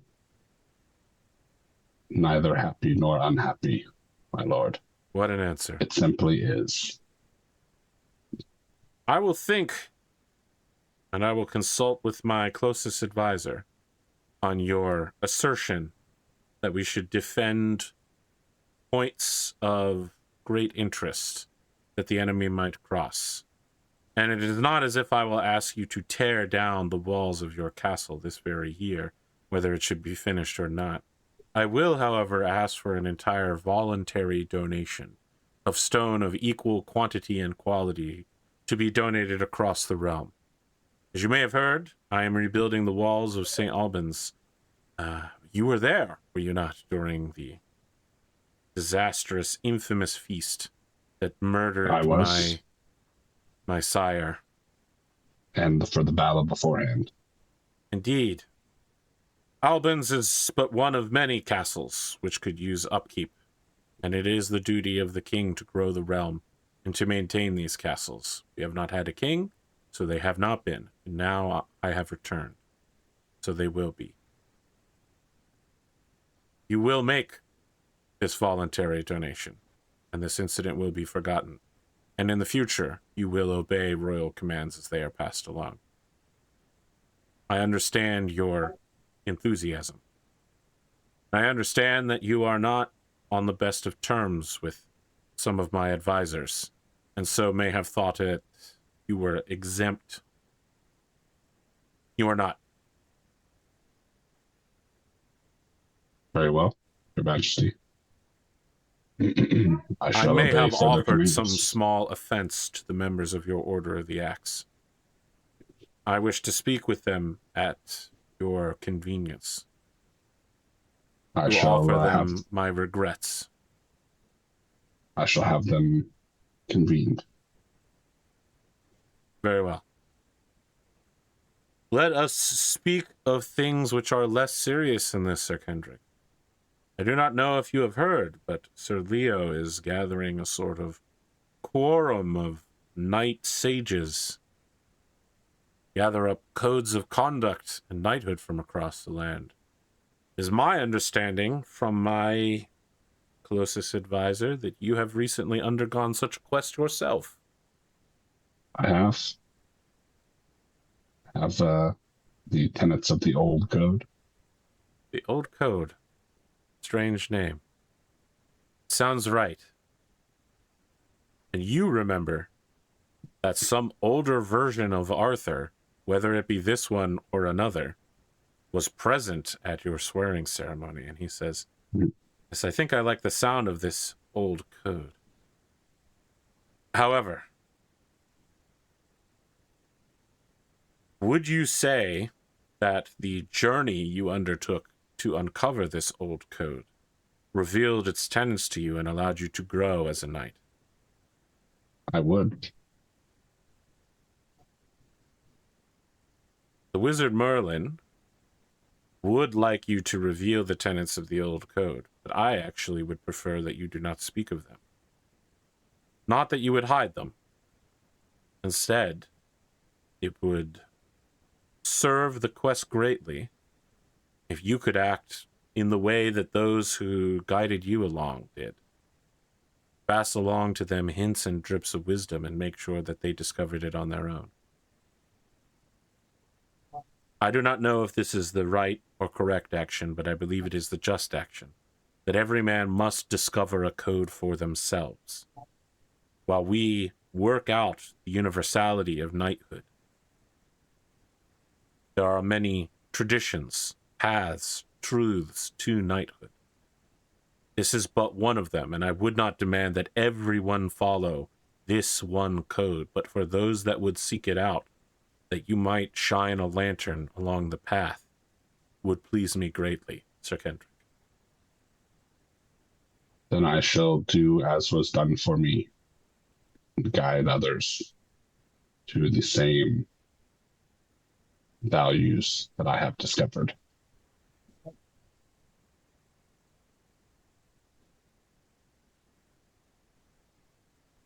I have one more thing of import to speak of, Sir Kendric. He swallows and sort of looks up for a moment and twiddles his thumbs and then looks back down and then sort of grins at you and says, I've heard from Duke Ulfius that there is a tradition that you and my father shared, that many knights of his... Yeah, and I'm going to let that one trail off. What do you guys want to do? To the woods somewhere. No, you can't just do it anywhere. It has to be after or during a battle. Sure, yeah, fair. Yeah, That's you have fair. to do it while you're on campaign. You can't just watch another man shit for no reason.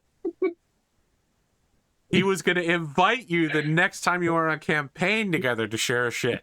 Sure, yeah. You've ruined it, Spoon. I had to explain it. No. The audience could have just taken the implication. Everyone Like to knows a say. joke is funnier when it's explained in detail. Is it a good time to take a break now, do you think? Oh, you're right. It is a good time to take a break now. James and his bloodhound knows for the passage of time very well. We will return after the break and figure out where we stand on things and maybe speed run an end of year. Who knows? We'll see you on the far side, motherfuckers. I hurt my knee sitting down. Wow, audience, what we just learned is that James is turning 47 tomorrow. Congratulations, James. Happy birthday. Yeah. Happy pre-birthday. You know, doxed my date of birth. I feel like you've openly said your date of birth on Discord several times, James. I don't think it's a secret, but yeah, I did. Now, have I kept my date of birth a secret? I think so. But I feel like people know plenty about me, like the state that I live in and my full legal name, and probably enough to dox me pretty badly. Yeah, well, you guys, it's balls in your court. You guys get to decide what to do for the rest of the episode. I got nothing for you. Are we doing Albans, or are we doing whatever this army thing is? Or you Do can we know skip what them. the two things are? So Albans, you would be rebuilding the walls of St. Albans and many castles throughout Logres. And army activities is you travel with Sir Heves de Revel, and you go on a voluntary raid into Saxon lands. Now, just as a note, the Saxons went north. There are actually two places called Wansborough in England. One is as far south as you can go, basically. The other is as far north as you can go. They went to the northern Wansborough and invaded King Lot's lands and fought with him, which was a real problem for him because King Lot was trying to come south and fight Arthur. So they're kind of quiet this year. You may have noticed there's no fighting Saxons going on. Sir de Revel feels like it's a good time to sort of get in there before they unify, which is always a big worry. I'm not particularly inclined to pursue either, but I don't know if you guys want to do something. Well, so Kendric makes his voluntary donation of stone. For the repair of St. Are you Albans. conspicuously spending? Yeah, I'm gonna conspicuously spend 50 Libra, because that's what it costs to build the keep that I built. Well, Elffin's blood's up, so he'd happily go on the Yeah, and I was gonna say, Saxon raid. Yeah, I think Kendric is also gonna go on the Saxon raid because he's a. I wanna make the prophecy you said during the feast come true, and Kendrick's going on the raid. Sorry, which prophecy? You said something about the raid, and then Sir Kendric being famous for going on raids. Yes. I gave a couple of prophecies, like you'll get exactly what you deserve. Yeah. Okay. Blodwyn, would you like to go on? Would you like to go on a raid? No, I will decline and well. focus on the home activity. Very well. But before we jump into that, I am going to see if my son Sir Tathan would accompany Blodwyn on her quest north. Ah, yes. The solo scenario. Yes, of course. Yeah. I mean, listen, I know I was playing Tathan in that scene back there, but you are also Tathan, so you get to make that decision without me. Yeah. And yeah, I think so. Tathan will go with Blodwyn when she travels north looking for. Of course, I've seen this show before. The neck moisturizer. When the young knight Jaime Lannister travels with the female knight. Well, he's going to get his hand cut off. Old Tathan Goldhand, they call him. Yeah. Very well. Would you say Elffin or Kendric are observant men of human character? I have A 12 awareness. So better than 50-50. Very well, Kendric. I would say that yes, Kendrick is observant of human nature in his old age. All right. Kendrick said yes, and Elffin spouted numbers. So I'm going to ask Elffin to roll, and Kendrick automatically succeeds. Yes, that's the wisdom of the years. Elffin, you get a check mark in observant. Both of you are awareness. Sorry, both of you notice as you're going on this raid, there's no resistance. You are not riding against castles. You're not riding against cities or towns. You're just riding up to people's estates. Everywhere that Sir Hervis de Revel goes, he slaughters all of the Saxons he finds. It's quite bad, and you get the idea that he has a critical hate Saxons passion that, as a knight, if this is honorable or not, it doesn't matter to him, because his hatred of them is so mythically legendary that he is driven to murder them. But roll 1d6 and see how many, pounds you're bringing home this year.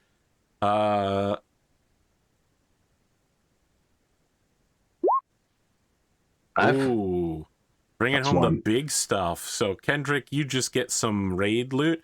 Elffin, yeah, you get to sell off like a horse and like a couple heads of cattle, and then it's split among your raid group, and you bring in some big dollars comparatively.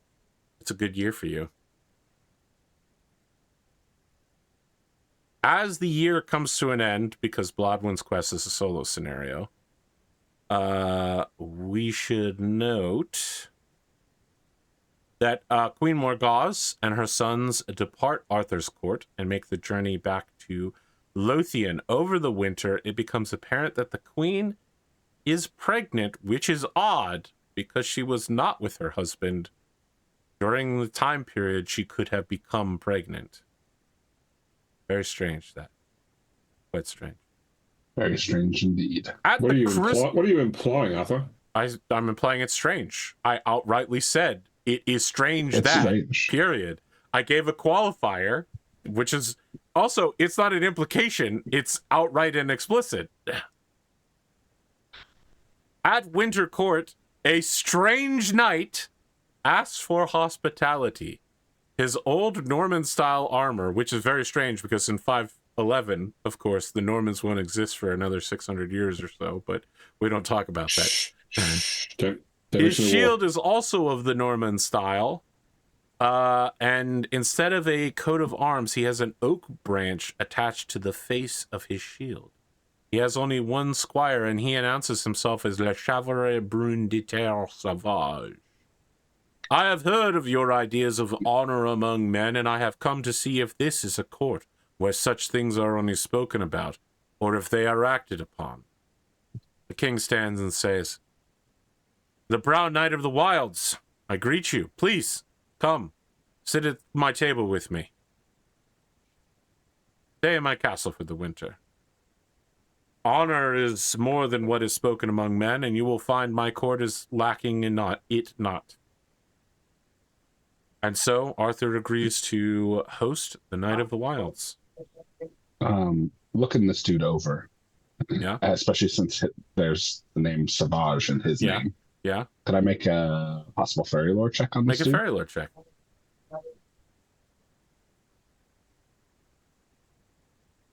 That's a success. This dude he's not just a fairy. You have some inherent understanding of fairies now as someone who is fairy cursed upon death. When you die, you're cursed to become a fairy and serve the king of the fairies. Yes. And that has imparted some small knowledge to you.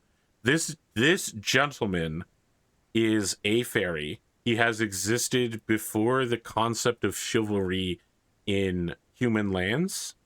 He is a knight, and he is a sort of creature that tests human knights to make sure that they are worthy of knighthood.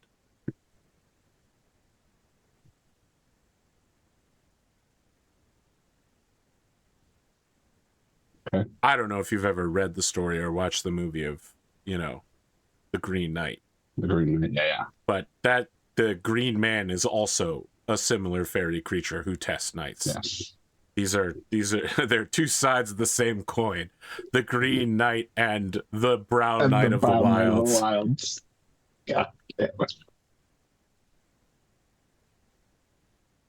Here's the thing. I said it once last night, and then I was like, I bet I could keep this joke alive forever. It works in so many situations. Poorly, but it works. Okay. Let's do some solo scenarios.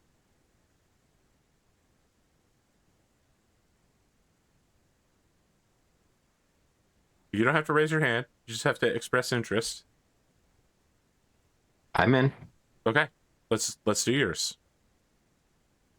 You and Gwent travel into the forest. He is accompanied by his eldest bastard, the Cavalier, Henry the Cavalier. And he has both his iron sword, which is unusual for a knight to wield a sword made of iron instead of steel, but he also has his steel sword plated in silver as well. And as you travel, he says, I have spoken with the wizard Merlin, and he agrees with me that this bog witch, as you have called her, although I called her the bog witch of disease, my problem was twofold. You see, if I could have ambushed her successfully and killed her before she could speak a word, I would not bear this curse. But I can get closer to her if I am courteous.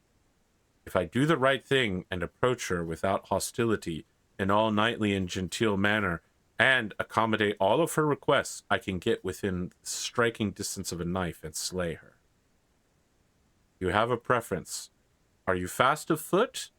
Or are you a man steadfast in your beliefs of knightly honor and courtesy?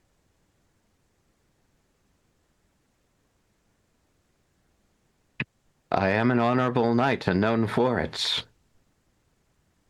Very well. Just know that by doing this, I'm ensuring that you have to make a courtesy roll with a passion of honor, is what I'm saying. And if you fail either of them, he puts a hand on your shoulder. Bad things will happen to you. And as that happens, the wind blows back and shows his blighted face. We cannot falter in killing this witch. I would not have you affected as I have. Very well. Are you steadfast in your conviction? I am. Let us go. Henry, Elffin, we three shall slay the bog witch of disease and return this forest to the rightfulness of nature. In the names of alchemy, science, and in the name of King Arthur, let us be committed to this action. You show up outside of the bog witch's manor, and you hear her go, "Yes? Who is it? Announce yourself at my door."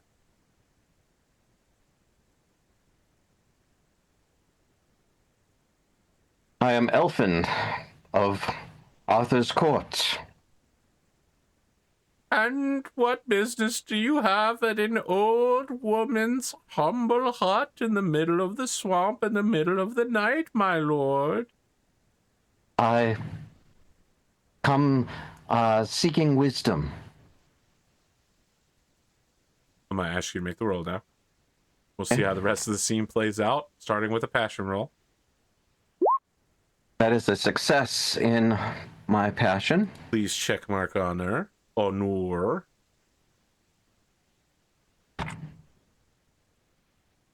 And a success on courtesy. Okay, check mark that as well.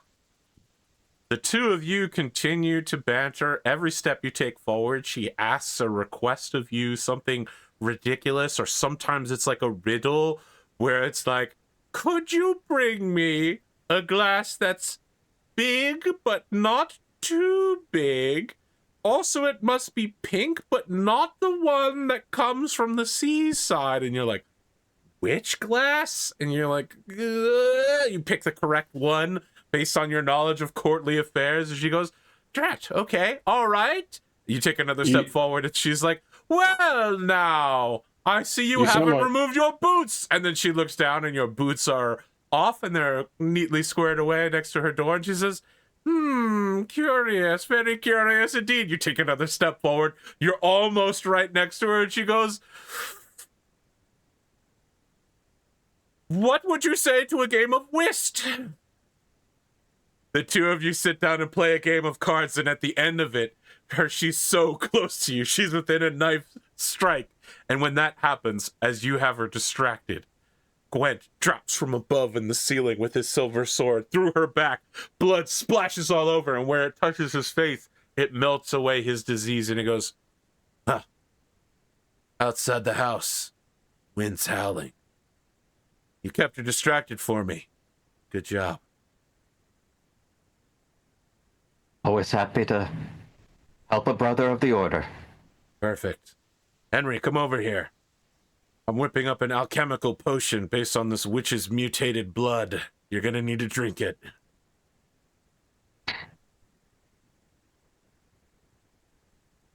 Meanwhile, somewhere, I don't know where you want to go in England to find a healing shrine, or a saint, or special waters, or maybe a dragon, or a wizard, or the ladies of Avalon.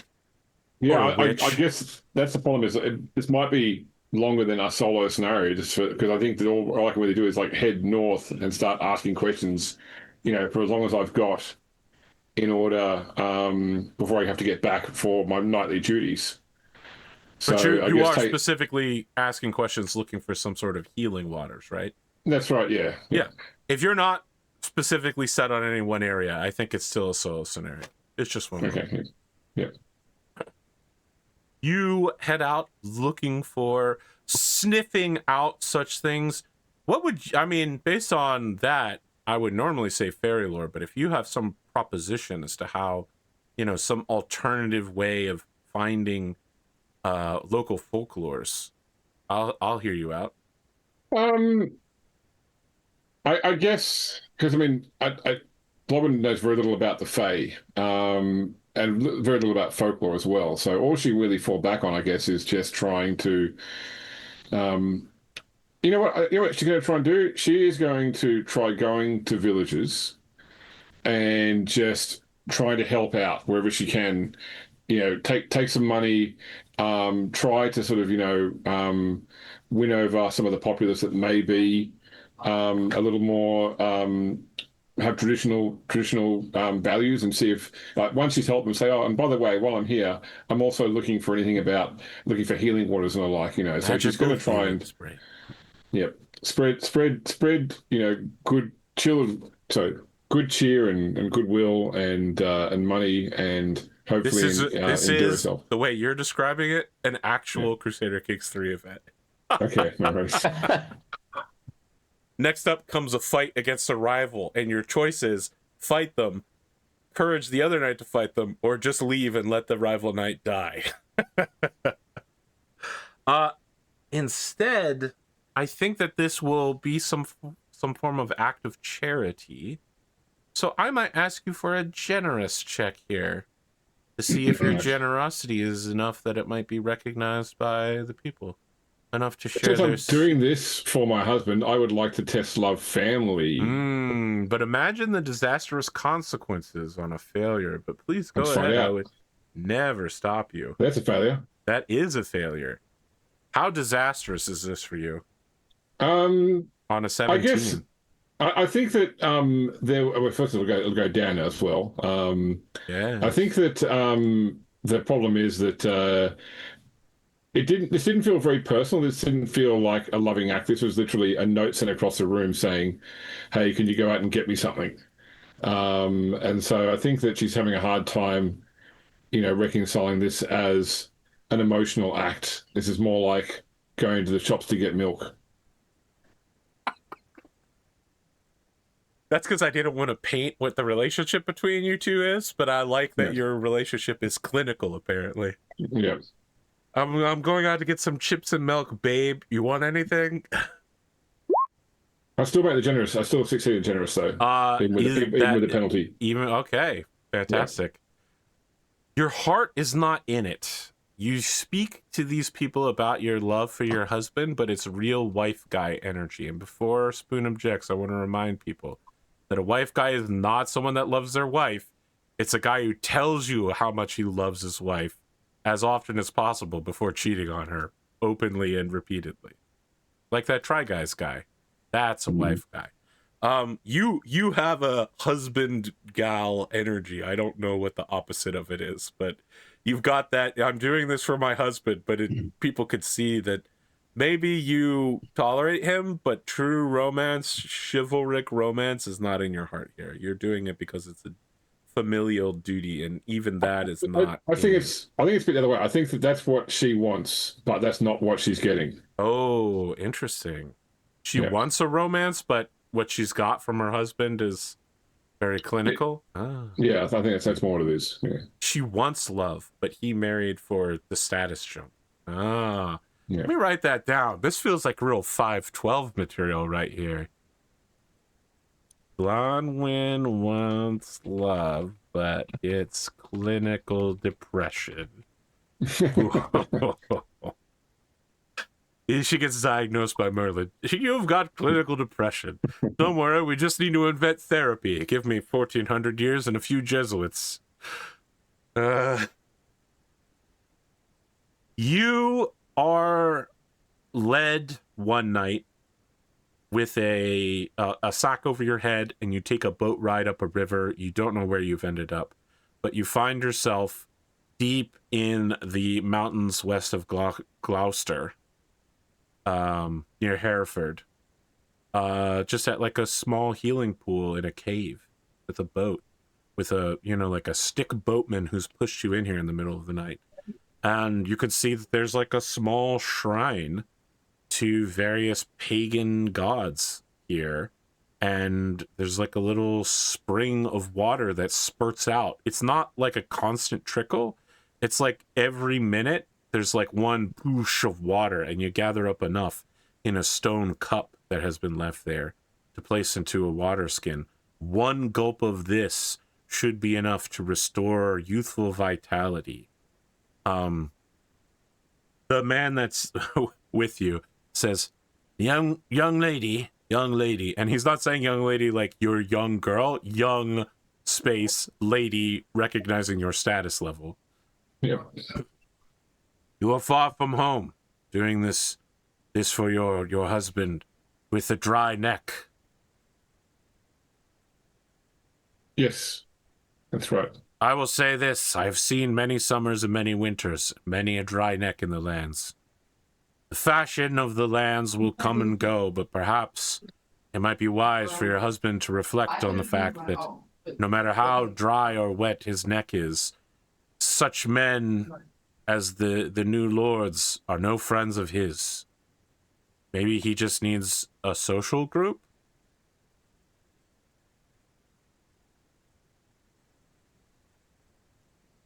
Could it be that easy? Surely there are attached and unattached gentlemen of a similar social rank as him throughout Salisbury. I am but a humble mountain gondolier in the mountains west of Gloucester, but I get together with other independent business owners such as myself, other serfs of high quality, and we do not speak with the lords above us or the merchants above us or the clergy or the truly impoverished subsistence farmers below us, but we get by, we talk about things. Makes me feel better knowing that someone's listening to me. And as I said, fashion will change all the time. Why, I remember when everyone wore an onion on their belt. It felt crazy. You don't see any onion belts anymore, do you? But it was the highest fashion in my grandfather's day. It's just the thing people did. Necks will come and go. But family is forever. I'll take this back and I'll speak with him. Maybe. Very well. I do have to put the hood back on your head, but I'll make the best time back downriver as I can. They say that a boat like this can do a quarter mile in about 10 seconds. As he puts the hood back on you, he says, family. And in the sunbeam, we see old Vin Diesel is in fact your boatsman. Sorry, I said sunbeam. I mean the moonlight. Shines off of his bald head. Wow. We're shit talking Vin Diesel, I guess. His head isn't shiny. That's true, it isn't. I've seen basically every Vin Diesel movie. I've never seen his head shine with the light of the moon, including the witch, The Last Witch Hunter. The Last Witch Hunter, which explicitly has him being magical. Yeah, true.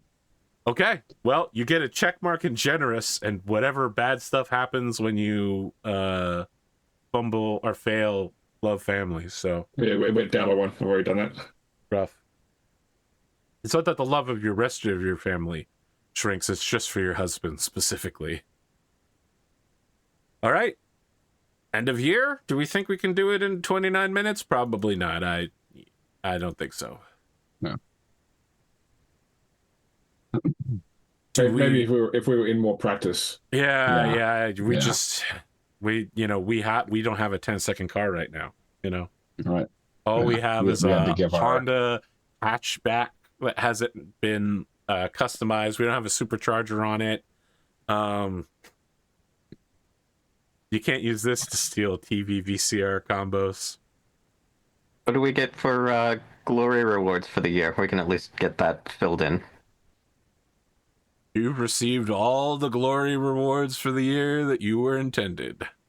I suppose you personally will receive 10 glory for fighting in a duel at the Pentecost. Congratulations. What about for the solo scenarios? Oh, that's a good point. I will grant both of you another 10 glory for your solo scenarios. Makes a good case. Can I take a check mark and sword? For my duel. I suppose so. It's worth it because you endured the scorn of the Archbishop Dubricus, who called you a lesser Christian. Mm-hmm. That's okay. He's Roman Catholic, so what does he know about being a British Christian? Just because he's British and Christian does not make him a British Christian.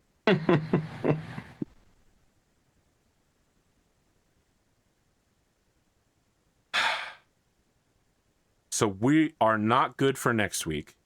Correct. But we are good for the week after. Is that the 21st? Yes. The 21st, Okay, yeah. where on the 21st, we will return for episode 61, in which I will need a menu to begin Next year week, 5. next week is Valentine's Day, so hopefully those of us who are attached to spending their Valentine's Day with their bow. Oh, so just for the folks at home, that feels like a slight against me because these three men are married. Well, I mean, you could if you. actually, if you have. All right. Well, something happened with Glimo I didn't know about, and I feel kind of bad about it now. But at last time I checked, all three of these men were married to my last update. And he will specifically be at Mardi Gras, so he will not be here. It'll just be me, James. You know what? I'll host a solo scenario next Saturday of myself playing King Arthur Pendragon as my personal custom character. AP, if you have an Amore, you should definitely, send them a Valentine. I will have a Moray, my mom's cat. Will I send her a Valentine? Under no circumstances. Do I have an Amore? I feel like I've decided to move out of my 2D waifu bullshit era. So I guess the answer is no. I have an Amore. Does 1990s Jennifer Lopez count? I don't think so. That was 30 years ago. We gotta let it go. But I just love Latinas, Sonic. Why did you need to steal my passport? Spoon, I'm so glad you're here. You know, you and I, we're really... two sides of the same coin. I didn't say it. I was just gonna let it hang, brother. I appreciate that you finished it, but... Any closing thoughts on this crazed episode where tons of weird stuff happened? to the point that I said that was weird. Oh no, sorry, strange. And then James was like, "What are you implying?" And I was like, "I explicitly said it was strange." That's So good. it's good to be back. We're back. Yeah. Yeah, I think that we hit all the right notes here. We had critical failures. We had passions go up and down. We had an inability to do a session next week. It's like it feels like old school Pendragon again. Absolutely. I'll be trying to finish my Mardi Gras costumes tomorrow before the big game. If anyone wants to see me at twitch.tv/Glimo. Otherwise, party on. Incredible. Very well. We'll return in 2 weeks' time for another episode of King Arthur Pendragon 5.2, the Great Pendragon Campaign. Now, is this a great game? I'd say it's a pretty good one.